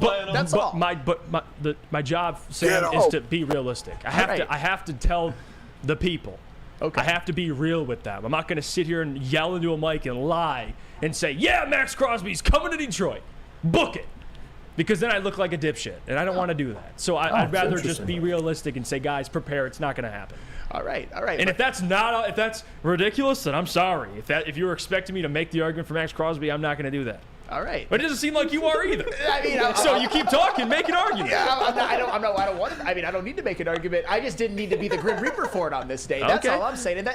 And for the record, my point has always been, at least in the last segment, Aiden Hutchinson, could the Lions use more help on their defensive line or get another edge rusher like a Max Crosby? Absolutely. It would work. It would work out swimmingly. But when we're talking about Aiden Hutchinson and the defensive line, we shouldn't talk about help. We should talk about how great they've been already. Could they use help? Sure. But this defensive line is playing out of their minds right now, objectively. Yeah, they are playing well above what I expected. I will say that. Yes. Well above. Doesn't mean we can't have the conversation. That's all I'm saying. You bring up one thing, and it's like you're a hater. And that's the thing I'll never understand. I just won't. Like, and that's fine. If you want to call me a hater, that's fine. If you haven't watched any of the rest of our shows and you assume I'm a hater, then that's okay. I've actually been pro-Lions for majority. I'm the one who defended, and even the Jalen Carter stuff. I'm the one who even said, let's move on. I'm done with it. The only reason I brought up Jalen is because I hope in next year's draft, Brad approaches it with that type of thinking. Like, you know what? If we can add another guy somewhere on this defense, because the offense just seems like they're buzzing. I mean, you got plenty of talent everywhere. So that's all I'm saying. I'm glad that's over. It is what it is. And I usually don't. The only reason why I'm frustrated is because it's just there's a disconnect somewhere. Like, I don't know. Between me being a hater and me just simply stating something I believe in, which is, hey, you can always add more talent to your defensive line. That's all it is. It's very simple. All right, let's go to break. When we get back, we'll do our quarterback rankings. Because Jeff was heated now. Yeah. You thought Jeff was heated now. Oh, I'm pissed. That was just a warm-up. Jeff's going to lose a gasket during this next segment, I bet. Oh, I know. Because, you're going to hate what I have to say. I'm already losing. I'm going to be bald by the end of the show, dude. I'm already close to it. Look out, dude. I swear. Burn. Jalen Carter is to Jeff what Jared Goff is to Easy. What? You know you have a shrine in your closet, Jeff. It's all right, but you need to let it go. Dude. I'm literally the one who last week said, guys, move on. Gibbs is fine. I said Gibbs is fine. I like Gibbs. I like Campbell. I like DePorta. But you don't listen. Listen, please. I said it already. We're moving on. Jalen Carter to me, to what Easy is to Jared, is a terrible analogy. An awful analogy. I admitted I wanted Carter. That conversation fucking ended. Gibbs is fine. I'm the one who defended him when we talked about Gibbs. But Burn doesn't listen. Burn, please watch more of our content. Please. I'm asking you. Please. God, I'm going to fucking smoke. All right, let's go. I'm going to Dispo. I'm going to Dispo. Like Jeff Talk says, Jeff needs to go to Dispo. I should, man. These people are, I swear to God, I'm going to be fucking bald. All right, let's go to break. I don't even know whatever the fuck we got. Big boy. Hey, let me tell you about the munchies. Where you go? Yeah, let me tell you about Big Boy, all right? Speaking of big boys, Max Crosby. God, these motherfuckers. All right. Booner, this is on you, Jeff. Fuck you, Booner, too. All right, burgers and sandwiches. Shout out Flannel during that segment, too.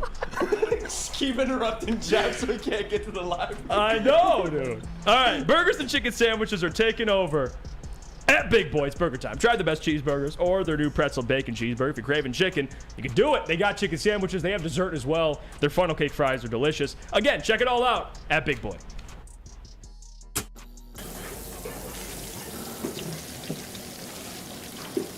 Burgers and chicken sandwiches are taking over at Big Boy. Try our new pretzel bacon cheeseburger. Turn up the heat with Bob's Hot Chicken Sandwich. Upgrade those regular fries with our chili cheese fries or loaded baked potato fries. Hit your sweet tooth with funnel cake fries or Reese's chocolate peanut butter thunder cake. Load up on all your favorites today at Big Boy. Brace yourselves, Detroit. As the sun begins to set, two of Woodward Sports' brightest young stars will be taking the mic for a brand new show. Woodward Nights with Booner and Broder. The dog days in Detroit are over, and the boys are unleashed. Join in on the banter and hop on the bandwagon of the #1 night show on the internet. Tune into the Woodward Sports YouTube channel every weeknight from 8 to 10 p.m. Woodward Nights with Booner and Broder.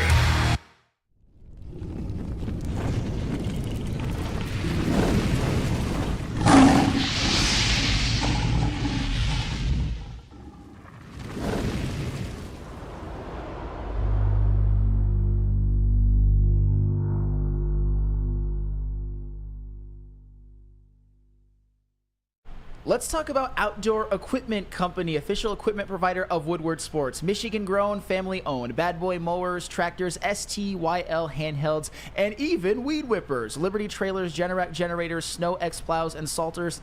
Outdoor Equipment Company has it all. Buy it, rent it, 0% financing. Delivery to your doorstep. All you got to do is visit their website, outdoorequipco.com.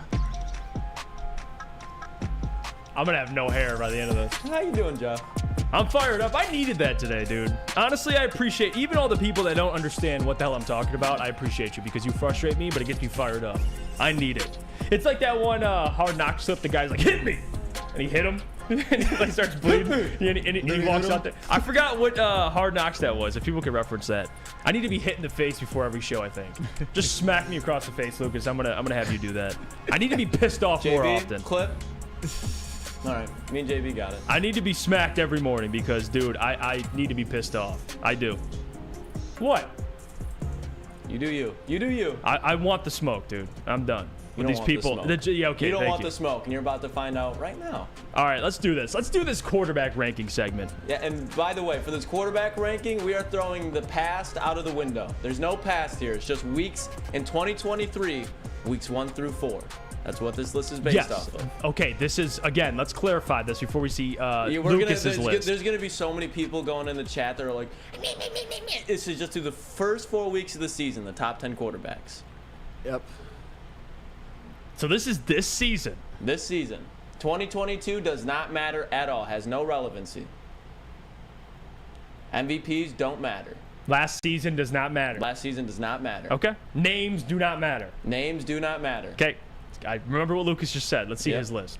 You want to do? I think we do flannels first. Okay, let's do flannels. Let's do it. All right, let us do it. At number 10, I have Kirk Cousins, of all people. I know that Kirk Cousins leads the NFL in touchdown passes, but the reason I have him so low is because in the game against Tampa Bay, he turned the ball over 3 times, an interception and 2 fumbles. And in the game against Los Angeles, against the Chargers, he threw a red zone interception when they were going in to potentially win that game. Those are costly mistakes that cost his team wins, even though other than that, he has played very, very well. At number 9, I have CJ Stroud, because quite simply, he has a 6-0 TD to interception ratio, and he as a rookie quarterback has the Texans at 2-2, including putting up 37 at Jacksonville and putting up 30 on a Pittsburgh Steelers defense that includes TJ Watt and Alex Highsmith. At number 8, I have our guy Jared Goff. Jared Goff is 6th in QBR, and the Lions offense is 8th in scoring. He's been very, very good, but the reason I have him as low as number 8 is because his touchdown to interception ratio is 6-3. Not ideal, and he hasn't been quite as good, in my opinion, as the rest of the guys on this list. At number 7, I have Lamar Jackson, a guy that I've actually not been as high on as some, but he does have a 4-1 touchdown to interception ratio. That game that he played against Cleveland, against that defense, which has been humming, really, really impressed me. Plus, Lamar Jackson has to do it all, plus leading his team in rushing yards. At number 6, I have Russell Wilson. And I know a lot of people, especially the Neil bots in the chat, really just will say, oh, it's all because Russell Wilson is washed. That's the only reason the Broncos are bad. No, he should be on the list. Right?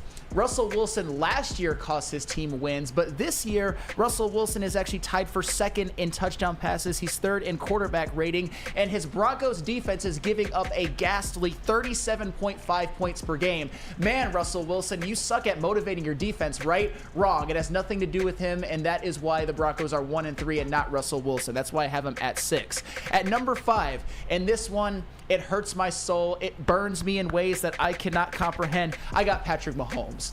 Because quite simply, behind Brock Purdy. We will get to that. Patrick Mahomes, quite simply, has not been the old Patrick Mahomes, at least in 2 games this year. He had what I would call a stinker against Detroit, and he had a stinker at the Jets, in which the Chiefs were pretty damn lucky to escape that one with a win, although he is still 4th in QBR. But I will give him this. The Chiefs' leading receiver this year is Justin Watson. Not ideal. I think that Travis Kelce will overtake him for that. I still don't think he's fully healthy, but moving forward, Patrick Mahomes, he has to be better if he wants to contend for the MVP or if the Chiefs want to go as far as they are going to go. At number 4, I have Brock Purdy. Obviously, it's a lot easier to do what you do in that offense when you have Christian McCaffrey in the backfield and Elijah Mitchell for that regard, and in the Kyle Shanahan system, but I cannot deny that he is 1st in quarterback rating and 1st in QBR among all quarterbacks in the NFL this year, and the 49ers offense is humming. At number 3, I have Tua Tagovailoa Tagovailoa. He moved down a little bit in my rankings because of the game he played against Buffalo, but he is second in quarterback rating, second in QBR, tied for second in touchdown passes. This offense has looked great. It leads the NFL in scoring. The only reason I will ding him from maybe 2 to 3 is because the Miami Dolphins are first in the NFL in rushing yards per game. I mean, you've seen what A-Chain and Mostert have done at least these last couple of weeks. At number 2, I have Justin Herbert, one of my favorite quarterbacks in the NFL. 5th in quarterback rating, 5th in QBR, 7-to-1 touchdown to interception ratio. He had that game against the Vikings in which he completed over 40 passes for 400 yards and 3 touchdowns. And he's led the Chargers to 7th in scoring despite not having Austin Eckler in the backfield for the last 3 games. And Justin Herbert, a lot of it with him is just he is one of the most talented quarterbacks in the NFL, and he is balling out. At number 1, I have Josh Allen. Josh Allen right now is my number 1. 4th in quarterback rating, 3rd in QBR, 3rd in touchdown passes. The Bills are second in scoring offense after the Dolphins. And Josh Allen, the last 3 weeks, has quite simply been the best player in the NFL, in my opinion. Has just been balling out. He had that stinker against New York, which he really probably wishes that he had back. But ever since then, when it comes to the Bills, it's just been blowout, blowout, blowout. And that offense has been giving you 35 or more in every single game. And obviously, we know what Josh Allen provides in the run game.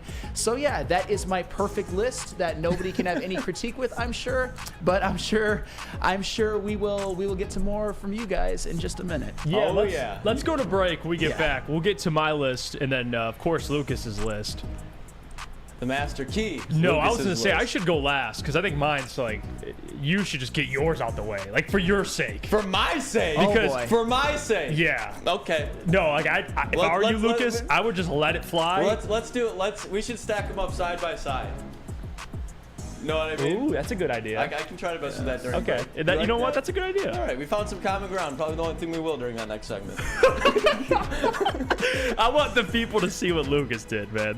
Holy shit. All right, let's go to break. When we come back, we'll get to more. We'll see me and Lucas's list, and we'll probably scream at each other. But first, Sam, could you tell people about Swiss Insurance? Absolutely. Do you have football on the brain? Fall ushers in college and professional football, and this year is going to be awesome. Fall is also a perfect time to shop your home and auto insurance. Shop it like a pro with Swiss Insurance. They cover Woodward Sports Network, and they should be covering you too. Ask for Mark at Swiss Insurance today at swissins.com or call 248-800-4177. Again, that is 248-800-4177. Swiss Insurance. And after Swiss Insurance, where should you go to get a car, Jeff Iafrate? Well, the spot for that would be our friends over at Feldman. And let me tell you why, everybody, because listen, I got my car at Feldman. Something happened. I don't need to get into it. My car got hit in the driveway. It makes no sense, I know, but Feldman took care of me. They did. With over 18 locations, there's a Feldman dealership in your backyard. Visit feldmanauto.com and find the location nearest you. Catch Woodward Sports Live from Feldman Chevrolet and Novi every other Monday.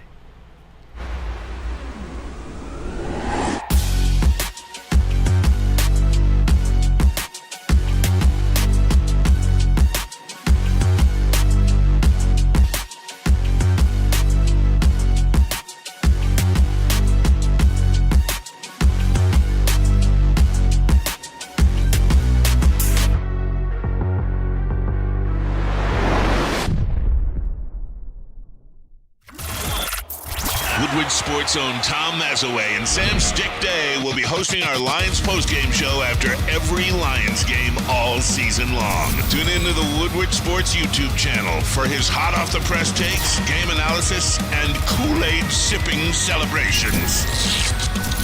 You won't want to miss it. Join Maz, Stick, and special guests each week immediately following every Lions game, exclusively on the WSN YouTube channel.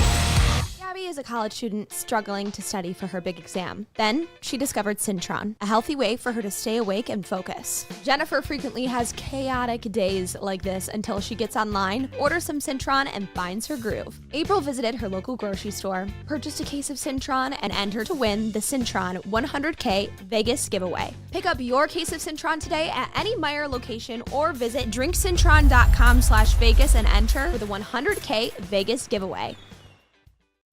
Glorious. Yes, you know what time it is. Just in time for football, Glorious Cannabis is dropping a new ice water bubble hash infused pre-roll called Honolulu Blue. It smells so good, it's like the whiff of the first playoff win in 31 years. It's a gassy, aggressive strain named in honor of the Detroit football team. If you haven't had one of these ice water pre-rolls, you are definitely missing out. So smooth. Find them at a Dispo dispensary near you for 25% off. Code word Woodward Glorious, and check them out online today at gloriouscanna.com. Glorious. We're back. It's the Morning Woodward Show here on the Woodward Sports Network. Appreciate you guys for tuning into the show. I know I kind of lost my shit earlier, but you know what? It happens. Rarely happens, to be honest with you. It just takes a certain individual to do it, you know, and there was a couple of those people. But regardless, appreciate you all for joining the show. If you could do me a favor, hit the like button. We're only 25-ish likes away from 200, so that would be big time if we can hit that number. But again, it's all love. Let's get to our quarterback rankings. Me and Lucas. Lucas, you find a way to do them both, or you want to do one? Yeah, I got it. Okay. Mine kind of cut off at the picture, but it doesn't really matter. Okay, I'll say we can do individual. Yeah, we'll narrate it. We'll put it up right now. Let's do it. Jeff's is on the left. Mine is on the right. So I'll start first. And I'll start it with this. I don't give a fuck what Russell Wilson's doing right now. Okay. I don't care. I really don't. If you want to put him in your top 10 list, that's fine. I'm not going to. I do not trust Russell Wilson whatsoever. There's nothing that scares me about Russell Wilson. His legs are immobile. He has solid weapons, and congrats. He beat the Bears. Kirk Cousins. He puts up great stats. What did he do against the Chargers? Oh, red zone interception. And then he almost lost to the Carolina Panthers last week and threw a 99-yard pick six. So take all the statistic categories you want.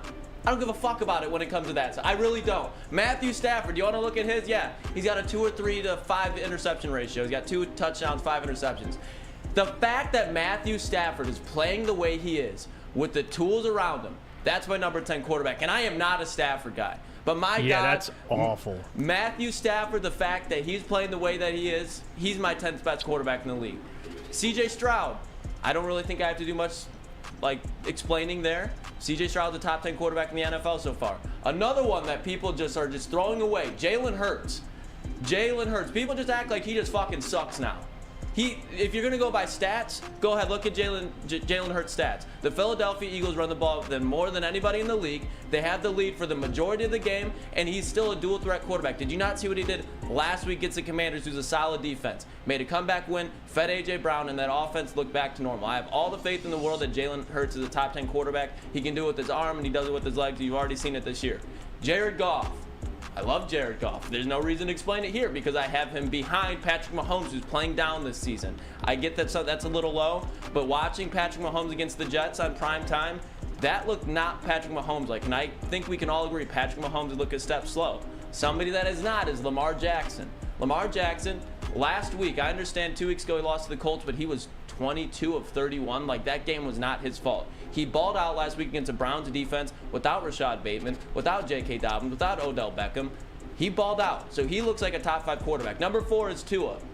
I was debating between him or Purdy, but when it just comes kind of a consistency level, who I trust to just go out there and win me a game, I'm just relying on Brock Purdy just slightly right now. Slightly. I know Tua has more yards. I'm not going to fight you if you want to put Tua at 3 over Purdy, but just for me, I have Brock Purdy at 3. Justin Herbert. Balling out this year, I was thinking about putting him at 1, but there's no debating that Josh Allen is the best quarterback in the NFL this year. It's my list. All right, let's come back to me for a second. Okay, we'll go on the stand. No, I'm not, and I just need to make this clear because there has to have been a miscommunication. Because I actually like your list. In general, if we're going in general, like Lamar Jackson, of course he's a top 5 quarterback this year. No. Matthew Stafford, he is to me a top 10 quarterback this year. No. People asking Jalen Hurts, where's Jalen Hurts at? Even the people are confused. But, we're going off this year. Yeah. That's my point. Yeah, I think there was a the fact that Brock Purdy's... I was the one that said that we need to do it this year. Yeah. Just strictly this year. But there's the here's the... Put up my list for a second. Let me break down my list. Because I'll give people the... this is the context behind what we discussed yesterday. Okay? And you could... if you could just do mine. But it's okay. I'll talk about them both. Here we go. Yeah. Okay, so this is the reasoning for everything. Because again, if we're going off this year, this is how it should be. Josh Allen's been the best quarterback this year, at least besides Week 1. Had a down performance there against the Jets. Tua, guy's first in NFL in the passing yards. If we're going off this year, he's top 3. Kirk Cousins, only NFL quarterback right now with double-digit touchdowns. You're gonna say that Kirk Cousins is playing better than Brock Purdy this 100%. year? He has double his touchdowns. He has It's double just his a touchdowns. If you look at touchdowns, then fine, but look at the actual way that they're playing. And Oh how my efficiently God, they are. the way that they're Oh playing. my God, if you watch Brock Purdy, Brock Purdy has 5 touchdowns. Brock Purdy And he's playing with the running the ball 49ers. behind him. You're talking about guys who are down in games. Dude. Brock Purdy is putting his team in front of games, and then they're going, Christian McCaffrey, take the ball. You're the best running back in the NFL. That's why he doesn't have the stats that Kirk Cousins does. Like, you can look at stats all you want. Look at how the games are being played for the teams. Look at Matthew Stafford throwing to Tutu fucking Atwell and Puka Nacua instead of KJ Osborne, Jordan Addison, and Justin Jefferson. Oh, don't forget about TJ Hawkinson, by the way. Dog. Don't forget about him. He did in the red zone. They threw a pick to lose the game against the Chargers. Dog, You like didn't forget about him. this is the problem. Is how do you measure a good quarterback? By watching them. Okay, then Mahomes is number 1, Allen's number 2. This year, you're going to say Mahomes number 1? 100% because I watch him. Did you see him against the Jets? Yeah, listen, the guy's playing with less help than all these dudes. Travis Kelce? Well, besides that, he's got Sky Moore as his number 1 fucking wide Isaiah receiver. Pacheco ran for like 140 Oh, yards. now Isaiah Pacheco's. Listen, and by the way, are we talking about this year or in general? We're talking I about have to this make that year. clear. This year, Patrick Mahomes, if it wasn't, would be number Brock 1. Purdy, you tell me right now, and tell me with a fucking serious face, if you swap Kirk Cousins and Brock Purdy, talk to me. I'm the 49ers. If you swap Brock Purdy and Kirk Cousins, then Talk Kirk to me. Cousins is going to be playing better than he is. But I still think Brock Purdy puts up numbers because he has the best, arguably, the Come best on, wide bro. receiver in football. You have the Jalen best Hurts. rookie wide receiver. You have Jalen Hurts. I do. On your list. I 100% do. Dog. He's a quarterback for a 4-0 team. You're going to act like, if you want to go look at his stats, go ahead. They're not trash. They're very solid. Jalen Hurts is a mobile quarterback. If you're going to look at stats, go like this. Okay, who runs the ball the most in the league? The Philadelphia Eagles. And it's really not that close compared to Kirk Cousins and the rest of these guys. So the gap in the stats is there. I should have ranked it my way. I should have ranked it, dude. Controls the game. When Jalen Hurts controls the game. Bro, we're talking about quarterbacks. That's the Talent. quarterback's job. Dude, He's no. the field general. So for me, Allen's number 1 because he controls the game. 2 because he controls the game. Bro, we're talking about. We're talking about what are you Maybe doing not as so much to quarterback? it, but Josh Allen controls the fucking game. He can go down the field in 4 plays or in Bro, 12 plays, and it will all be Josh Allen. By and the obviously way, has Stephon Diggs. I should have did it my way. Because I honestly, when I you should have do did that? it my way. Because honestly, this is the problem. Because trust me, guys, I don't think Kirk Cousins is a top 5 quarterback. But if we're going this year, there is no question he's a top 5 quarterback. Then let me ask you so this like question. that's my problem with this. That's why it's like, damn it, like I should have did it the other way. No, what your problem is you're going off of who leads the NFL in passing No. Let me finish. Let me answer that because Kirk Cousins had 300+ yards in 3 of the 4 games, bro. That's literally what you're looking at. Who has But the that best matters. Okay, let me ask you this: how many passing yards would, or if you want to do the situation thing like you do with Brock Purdy, if Justin Jefferson gets hurt, is he a top 3 quarterback in the NFL this year? Dude, that goes dog. You're looking at that is quarterback ridiculous. play. You're looking at the quarterback. That's what you said with me. Bro, that is ridiculous. Like, come on, bro. Like, that is actually ridiculous. If we're going off this year, bro, Helen Keller would know Kirk Cousins is top 5. Like, that's why I'm not understanding. I would disagree. Okay, then, bro. We're not going off this year, then, which is fine. I would have ranked it that way. Kirk Cousins is not top 5 this year to me. I'm so you're saying he's playing like top through 4 games, bro. He's top 5. In your opinion, he is. If I'm starting a team at week 4 right now, Kirk Cousins, if we're just basing it off the Brock Purdy made your list, bro. It's disqualified. Brock Purdy has the highest QBR in the NFL. Oh, you're going off stats now. So you pick and choose when to go. Stats. You know Come what else on, he's bro. doing? Like he that, also controls the game. He also is able to. He makes smart, intelligent decisions. I saw his accuracy from last year to this year make a jump, and he's just making consistent plays and not losing the game. When you ask what I want out of a quarterback, I want a guy that has the ability to control the game, the ability with his arm, and the ability to go out there and win. Kirk Cousins, he has the ability to do it with his arm. He lacks the other ones. Oh my I don't God. think he So makes now he's not mobile. So that's right. Yeah, and he's not mobile. Brock Purdy is mobile. Thank you. That's not a 100%. stat. And the other thing, Kirk Cousins, he's in what year and he still makes inconsistent decisions? Yeah, I'm going to take the guy in year 2 who already through his career, we're not counting that so far. We're not counting that. We're counting just 2023. He is looking more efficient. I have more trust in Brock Purdy to win me a game than Kirk Cousins. I agree, but we're going off who's playing the best this year. Fuck, after watching 4 games. Bro, watching 4 games this year. Bro. If you were to put this on an even playing field, after 4 games this year, you're telling me you have more trust in Kirk Cousins in a close game. No one. to go Now out there you're and win. changing. It's not trust, dude. Listen, who's playing the best this year? It's very simple. Not who wins more games, who has the better team. I don't give a fuck about any of that. Who's playing the best? You know how you judge that? Part of it is stats, dude. Part of it is, but then you 100% it is. Then you go, okay. And then I use say my this in eyeball Plano. test. Then you go, Okay. okay, why are these stats happening? Why are these stats happening? And then you see, oh, okay, that's why. You want to go to Kirk Cousins' stats, we can use the same argument. You're that we're doing. changing the context, and that's what pisses me What off. context is being changed? You're the here? one who said, Jeff and Sam, let's do a list based off quarterbacks this season. That's season. exactly what I said. Okay.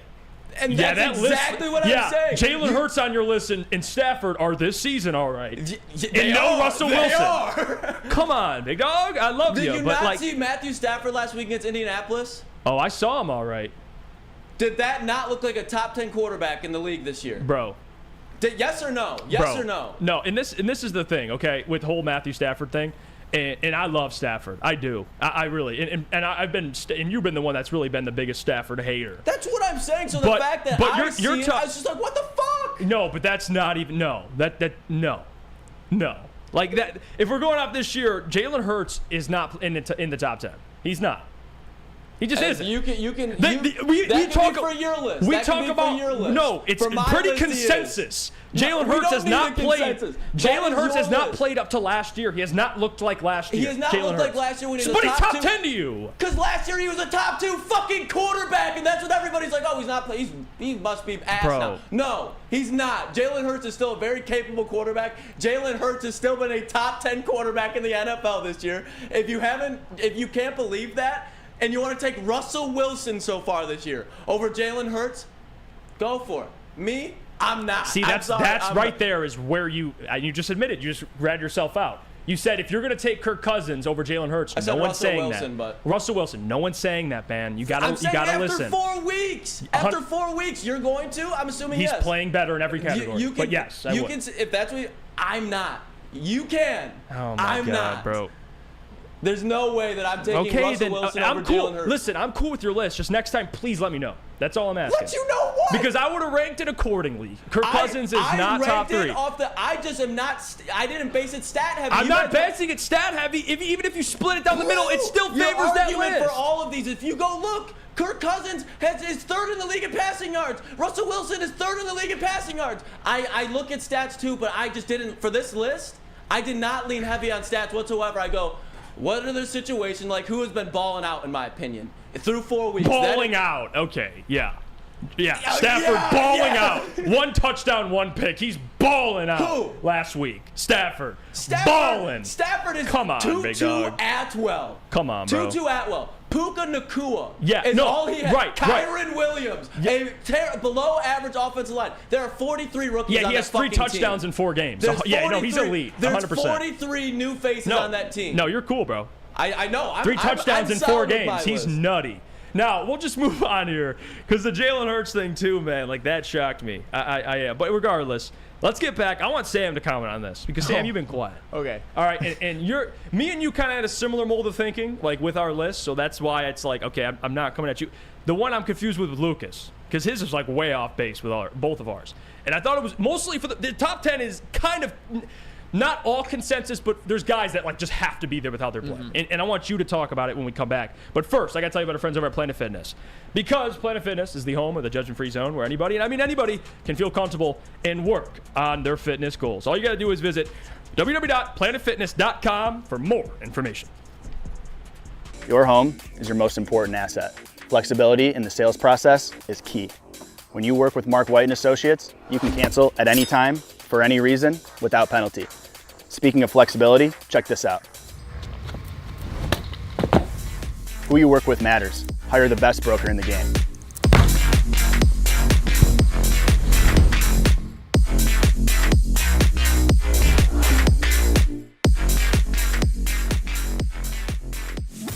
Join Woodward Sports' own Jeff Iafrate, along with special WSN guests, for the most anticipated Lions season in decades. Filled with different surprises and expert analysis. You're not going to want to miss out. Go to our Woodward Sports YouTube channel on Sundays and tune in live from 9:30 to 11:30 a.m. Calling all landscapers. This is Darren McCarty. I'm at Outdoor Equipment Co. How would you like to landscape like a legend? How about a bad boy zero turn? And even a chainsaw.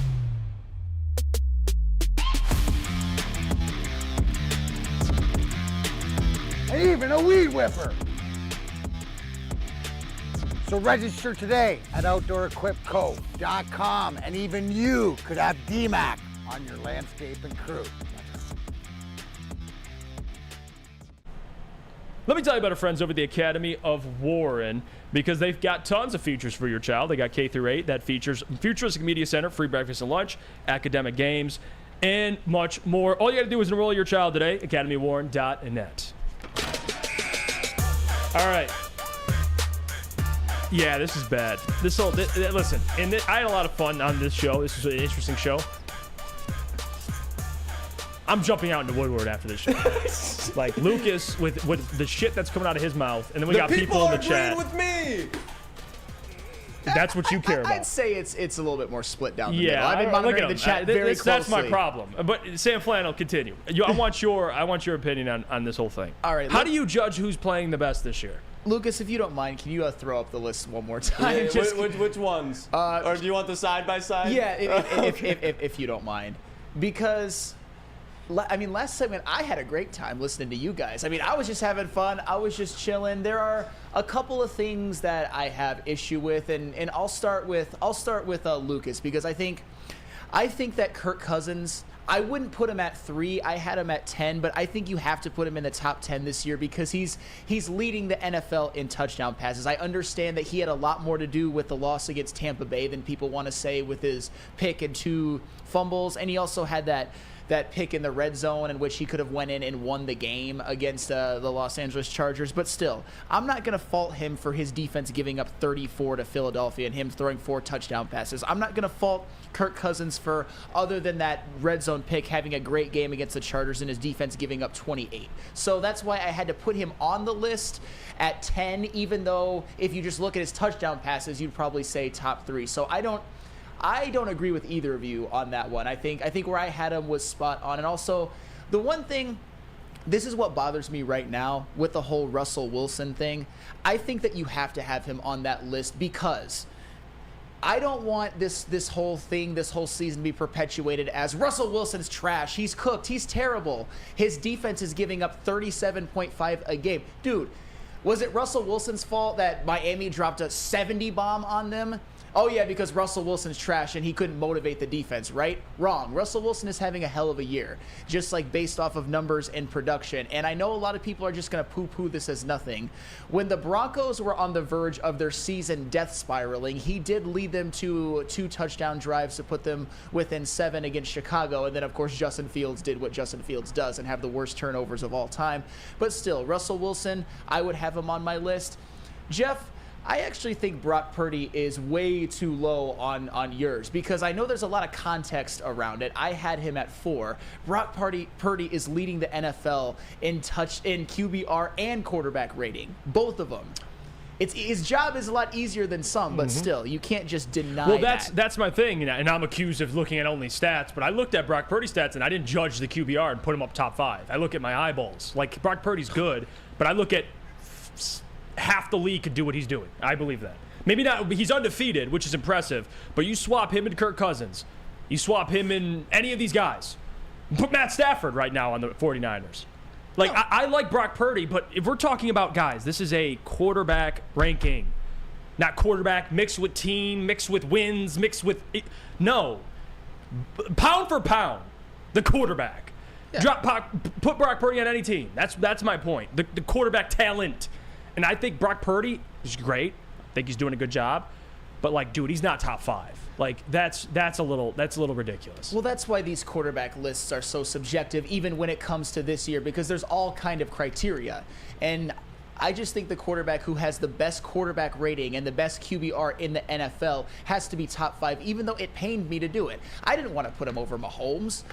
You think I wanted to do that? You think it gave me any pleasure? I mean, I understand that Brock Purdy's job is miles easier than a lot of the quarterbacks in the league. I mean, even Patrick Mahomes this year, because he's got Brandon Ayuk, Deebo Samuel, Christian McCaffrey, and Elijah Mitchell in the backfield, George Kittle, the Kyle Shanahan system. But he's doing with it a better job than Jimmy Garoppolo ever did. So that's why I give Brock Purdy some He's better amount of than credit. Jimmy G. Okay, yes. But and I get it. okay, that I agree with. He's better than Jimmy G.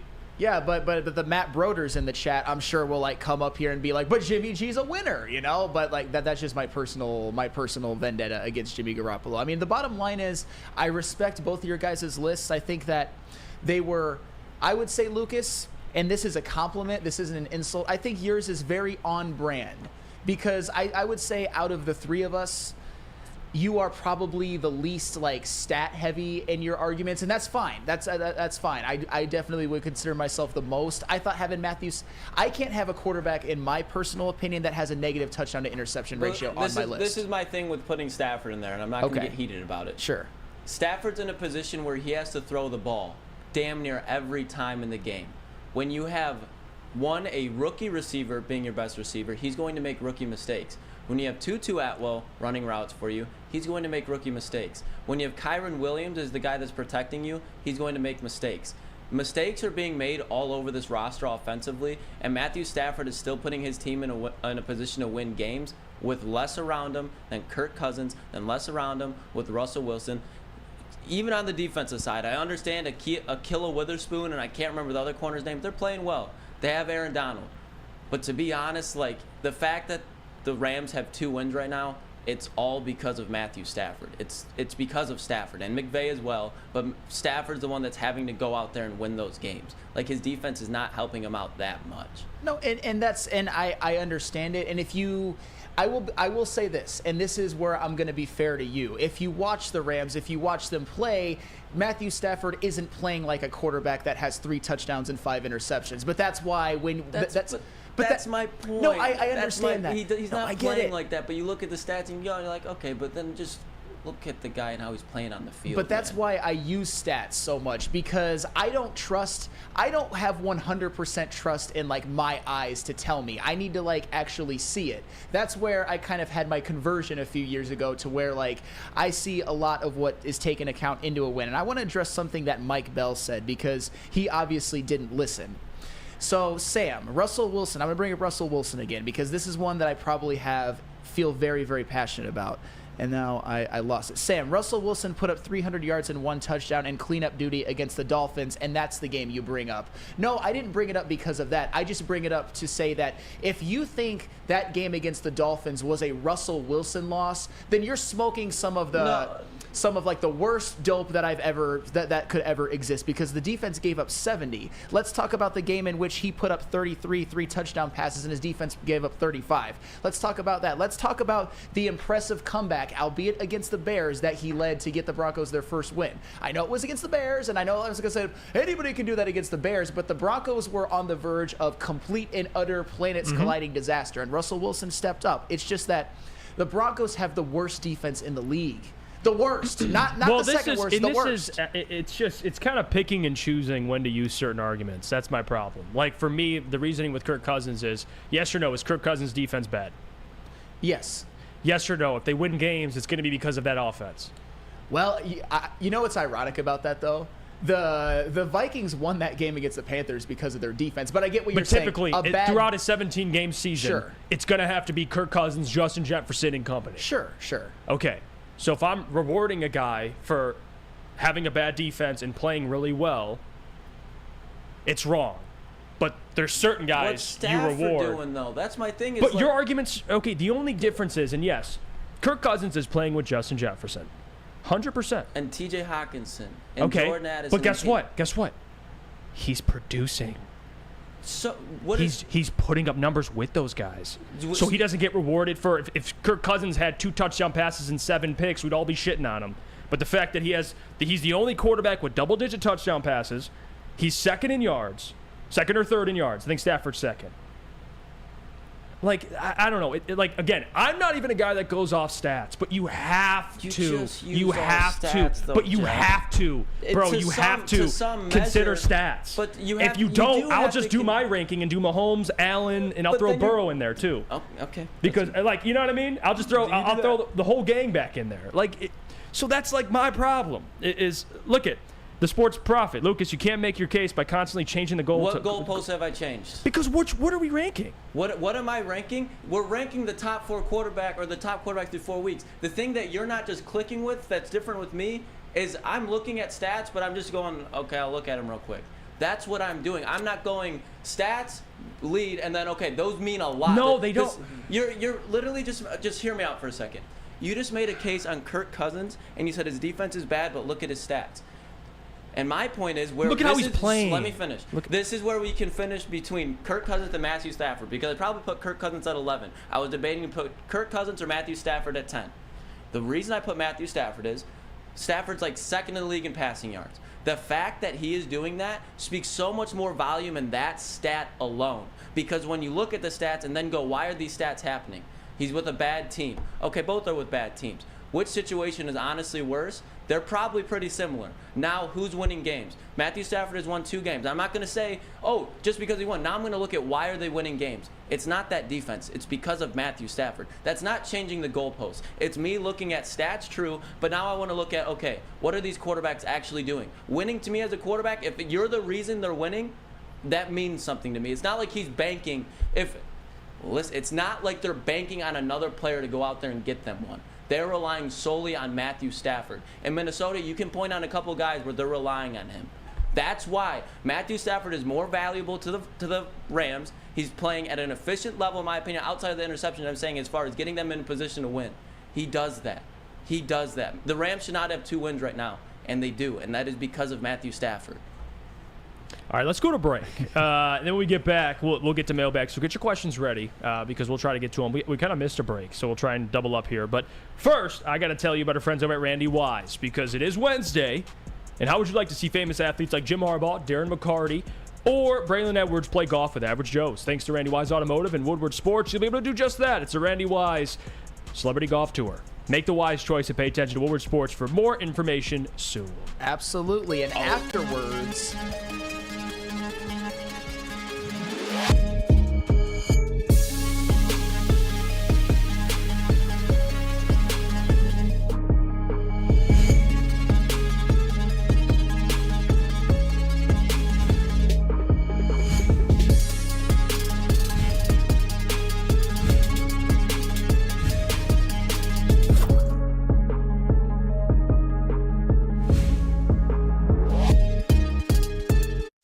Join Woodward Sports' own Jeff Iafrate, along with special WSN guests for the most anticipated Lions season in decades. Filled with different surprises and expert analysis. You're not going to want to miss out. Go to our Woodward Sports YouTube channel on Sundays and tune in live from 9:30 to 11:30 a.m. Your home is your most important asset. Flexibility in the sales process is key. When you work with Mark White and Associates, you can cancel at any time, for any reason, without penalty. Speaking of flexibility, check this out.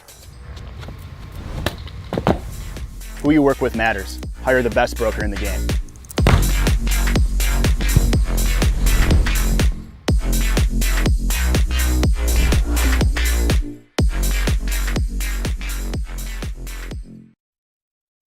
When it comes to your pet, don't settle. Give your pet the best. Premier Pet Supply is hands down Michigan's best pet store. Family owned and operated for over 30 years. 13 Metro Detroit locations, even one that I was able to take my golden retriever, Mr. Jacob, to get his picture taken for Halloween. And yes, I, Flannel Sam, love Premier Pets, and I'm so glad that we have them as a sponsor. Over 60 brands of food, lowest prices, and curbside home delivery. Premier Pet Supply. Give your pet the best. You can visit their website at premierpetsupply.com. And how would you like to win a $100K Vegas getaway? Take your closest friends and live it up in a city that never sleeps. It's the Centron Energy Drink It and Live It sweepstakes. Purchase a 24-pack today and enter for your chance to win a $100K Vegas getaway at drinkcentron.com/Vegas and buy Centron at your local Myers store. It's Centron, the healthier energy drink with great taste and the choice of people who desire to look good, feel great, and be the best versions of themselves. drinkcentron.com/Vegas. Welcome back to the Morning Woodward Show here on the Woodward Sports Network. If you do us a favor, hit that like button, because it's been a It's been a show. It's been a show, dude. Yeah, it's been quite the show. It really has. So we much appreciate that. I think we'll do a couple minutes here of what's trending, and then we'll get to mailbag. So you can kind of start us off, Lucas. What do you got for us? All right. Well, Jeff, you'll like this one. I'll just pop it on the screen. CJ Stroud apology form. To CJ Stroud from, we'll make this Lucas Klotz. Reasons for behavior. I watched him only in the preseason. I mean, you can check that one, but it's not true. His test score was dumb. I was on that one too. I didn't watch him in college. I did watch him in college, and I still said he would suck. I thought Bryce Young was better. Check. Said Bryce Young was going to win Rookie of the Year. I assumed all Ohio State quarterbacks suck in the NFL. Can't check that one because I said Justin Fields was going to be good, but I think CJ Stroud was going to fall in that, so wrong there. And then Jaguars, Colts, Titans, Panthers, and Michigan fan. No, but I would consider myself a Jaguars fan this year considering the thing that I said about Trevor Lawrence winning the MVP. So, just real quick, and we'll check that last box. I hereby respect CJ Stroud. I will not talk down on the future Hall of Famer. So, well, I saw that post. It got sent to me as well by a viewer, and I just thought I needed to clear my chest on that one, and I was dumb. I was dumb on CJ Stroud. I was off. I was wrong. And that will always be the big blemish on my ball-knowing skill. Well, hold on. To your argument, Lucas, Ryan says, bro, CJ Stroud is Nico Collins. How is that my argument? Can we give him credit? He's got Nico Collins. He's got some weapons over there in Houston. I mean, he has, but they weren't weapons until CJ Stroud got there. I was just testing you. That's all. Hard just to put up numbers with Davis Mills as your quarterback. No, but CJ Stroud, he's a stud. And by the way, the one checkbox about I thought Bryce Young was better. I actually like Bryce Young, and I even said he was better. I think it's a little too early to kind of run back on that one, but CJ Stroud is a dog, and he's the best quarterback so far out of that draft class. Oh yeah, 100%. It's only been 4 games, but there is truth. Yeah, and there is truth to that. Bryce Young is certainly not even the second best quarterback of that draft class so far. It's early, but early returns not so great for him. Anthony Richardson looks good. He does. Real quick, just before we get into mailbag, because I know the Colts lost, but do you guys see Anthony Richardson playing really well last week in that second half? Do you think there's a chance that he could win Rookie of the Year still? Who? Anthony Richardson? No, I don't think, because I would put CJ Stroud ahead of him, and I don't see him catching up. Okay. If it's quarterback, it's Stroud, and if it's not a quarterback, then of course it'll be Bijan Robinson. Well, yeah, and you have to also take into account like Bijan Robinson, Puka Nacua. He might even be the front runner right now. Puka, I totally forgot about him. He's a stud. No, but Anthony Richardson, I'll tell you what, if the Colts can somehow be second in the AFC South and Anthony Richardson puts up numbers, he'll be in consideration. I just expect him to have a couple games where he reverts back to college Anthony Richardson and goes like, 10 for 22 and a couple of picks, He's been more accurate than I thought he'd be. I'll say that about Anthony Richardson. The completion percentage is higher than I thought it'd be. And we know how athletic he is. I mean, he's basically like Cam Newton, size of Cam Newton, but he's out there basically their entire offense, and they need Jonathan Taylor back, which I think he's starting to practice. So we'll see with that whole situation. But yeah, what else you got for us, Lucas? That's it. We'll get into some mailbag. All right, let's do it. Well, sorry, we kind of had to divide this one up. We went over, but regardless, we'll go to break here. I'll tell you about our friends over at Hamlin Pub. Get your questions ready. We'll try to answer as many as we can. But again, have you ever wanted to be at a bar where you're a regular? We have just the place for you. Head to Hamlin Pub, 7 locations, and experience where everybody is a regular. Whether you're enjoying half-off pizza on a Thursday or game day specials available during all Michigan sports and NFL games, Hamlin Pub is the place. Visit your location today and experience your new favorite pub for all things sports. Since the dawn of moving people, Chevrolet has led the way. The world of transportation is changing. At Feldman Chevrolet, we are leading the charge forward. With every electric vehicle, every mile traveled, one Feldman at a time. The company that puts more Chevys on Michigan roads is now the #1 name for Chevy electric vehicles.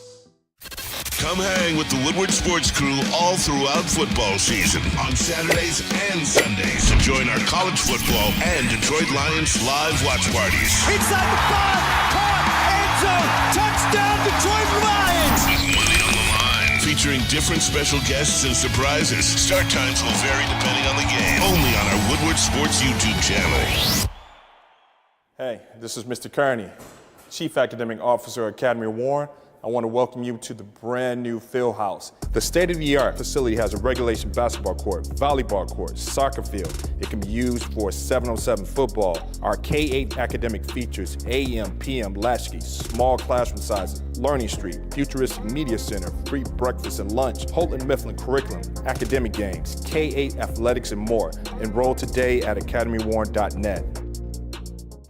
Join Woodward Sports and Long Drink live this Sunday, October 8th for the official Lions VIP tailgate party. It's at Eastern Market and Shed number 5, and it's going to be a bash starting at 9:30 a.m. and getting you ready up until game time versus the Carolina Panthers. The official Lions tailgate is back and better than ever. How would you like to pregame it with Woodward Sports and be treated like a VIP? Food, beverages, and entertainment all included. Get your tickets online today at bullseyeeventgroup.com or win some from Woodward Sports today. Just subscribe to our YouTube channel, follow us on IG, and direct message Lions VIP. Start us off with mailbag here because we got a couple minutes. Don Beats. Or we'll start with Denver Blair. He asked a question. Mailbag, what happened with Stenson Bennett? Not sure, to be honest with you. I think he got hurt towards the end of camp. Okay, so that would give the context there. Don Beats, mailbag. If we get a petition started to cancel tomorrow's Thursday night game, nobody's watching that shit show. Yeah, Don Beats, that's bad. Bears and Commanders. Tune into Woodward Nights instead. There's the alternative. Yeah. Woodward Nights is way better than any of that garbage that'll be displayed in the NFL. But it is NFL games, so regardless, it is great. But you know what's better? Woodward Nights. Booner and Broder and the boys. Let's go here. Next question. Shot. Mailbag Sam, how does it feel to finally take the day off from being a clown? But don't get too comfortable. You clock back in tomorrow. You know, I saw that one, and I knew somebody was going to end up reading it. Shot's coming at you today, Sam. He's a very mean man, Shot. This is what I will say. But does that mean, though, that, and I don't agree with this, by the way, are you indirectly saying that Lucas and Jeff were clowns today? Yeah, or am I just the only? Yeah, that's a fair point. You guys weren't. I think we are all wonderful at what we do every single day, and none of us is ever a clown.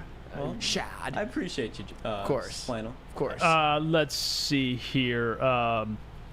Kalamazoo says all these arguments keep up the show is going to get sponsored by Midol.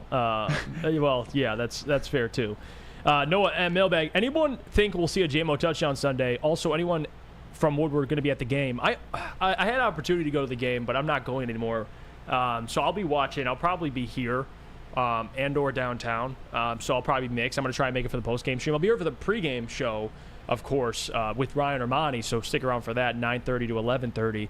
But no, we'll probably just be doing the watch party and chilling. I don't know anybody else who's actually going to the game. Yeah. I don't know off the top of my head. A lot of people went last week.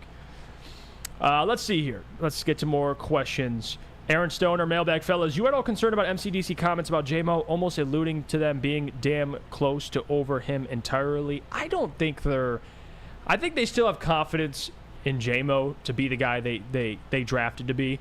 But I think at the same time that I think Dan is kind of at a point now where it's like he's sick of the questions. Like people always ask about JMO, which rightfully so. But at this point, I think Dan's just kind of like, all right, dude, time to just show up. Like, yeah. I'm sick of answering these questions about you. But Dan also, it's like he has his players back. But even Dan, you could tell at a certain point, he's kind of getting sick of all this, like JMO stuff. Sure. I mean, when Dan Campbell says it, it's fine. When I say it, I'm like the biggest hater on the planet. But that's all well and good. Dan Campbell is the coach of the Detroit Lions, and I'm just some blowhard who hates Jameson Williams, obviously. Yeah, Joe Westfall says tempering expectations. Yeah. There you go. Let's see here. Corbin says the morning show is great, even if I don't always agree with you guys. See, that's real right there, Corbin. Appreciate you. Again, the sports is meant for disagreements. That's what this is all about. Making your point, making your argument, and finding a common ground. Matt Nichols says Sam is spitting facts right now. There you go. Man. Always. Denver Blair Mailbag Lions versus Bucks got flex. How do you feel about them being the first game flex? I think it's great. Honestly, Denver, it's kind of the whole point I made on Monday when the Lions won. It's a new era for Lions football, and I think that's part of it. You're being flexed. They want you more closer to prime time. Sure. They want you at 425, 2 3-1 teams at the moment. We'll see how it trends. But I think it's important. Super important. Oh yeah, I mean it's now all of a sudden, as I said yesterday, a big game. Like 2 division leaders going at it. Let's see here, Jesse mailbag. What was a worst take? Ryan saying JJ will be the first quarterback taken in the draft, or Parker saying Colorado will be top 15 team by the end of the year, plus Shedeur being in New York? I think the JJ being the first quarterback is worse. They're both not great, but saying JJ will be the first quarterback taken is ridiculous. Well, that's ridiculous. See, I think should be more steam for Parker's take. Although Shedeur, I have a lot of respect for Shedeur Sanders. He's one of the best quarterbacks in the country. But, like, the thing is, when Ryan Ermanni said what he said about J.J. McCarthy, everybody just went at him. Like, Ryan Ermanni, how could you say this? But when people were just basically hyping up Colorado so much after their 3-0 start, including a double overtime victory against Colorado State, Parker could say something like that and be like, oh, of course, it's Coach Prime. He's going to use his Coach Prime magic, and they're going to go to the college football playoff. They're going to be top 15. You should have known at the time that it wasn't going to be a good take, that at most this is a 7-8 win football team this year. And that'll do it for today. Sorry, shorter mailbag, but a lot of things happened, so we had to make an adjustment. We had to pivot here, hit him with a Peyton Manning Omaha. But regardless, we appreciate you for joining the show. We'll be back tomorrow. Of course, tomorrow, and then Friday will be more breaking down the game itself. I can't wait to get into all the specifics of the game this Sunday at home for the Lions. But until then, guys, man, have a great day. Enjoy the rest of our programming here on Woodward Sports. Until tomorrow, we'll catch you.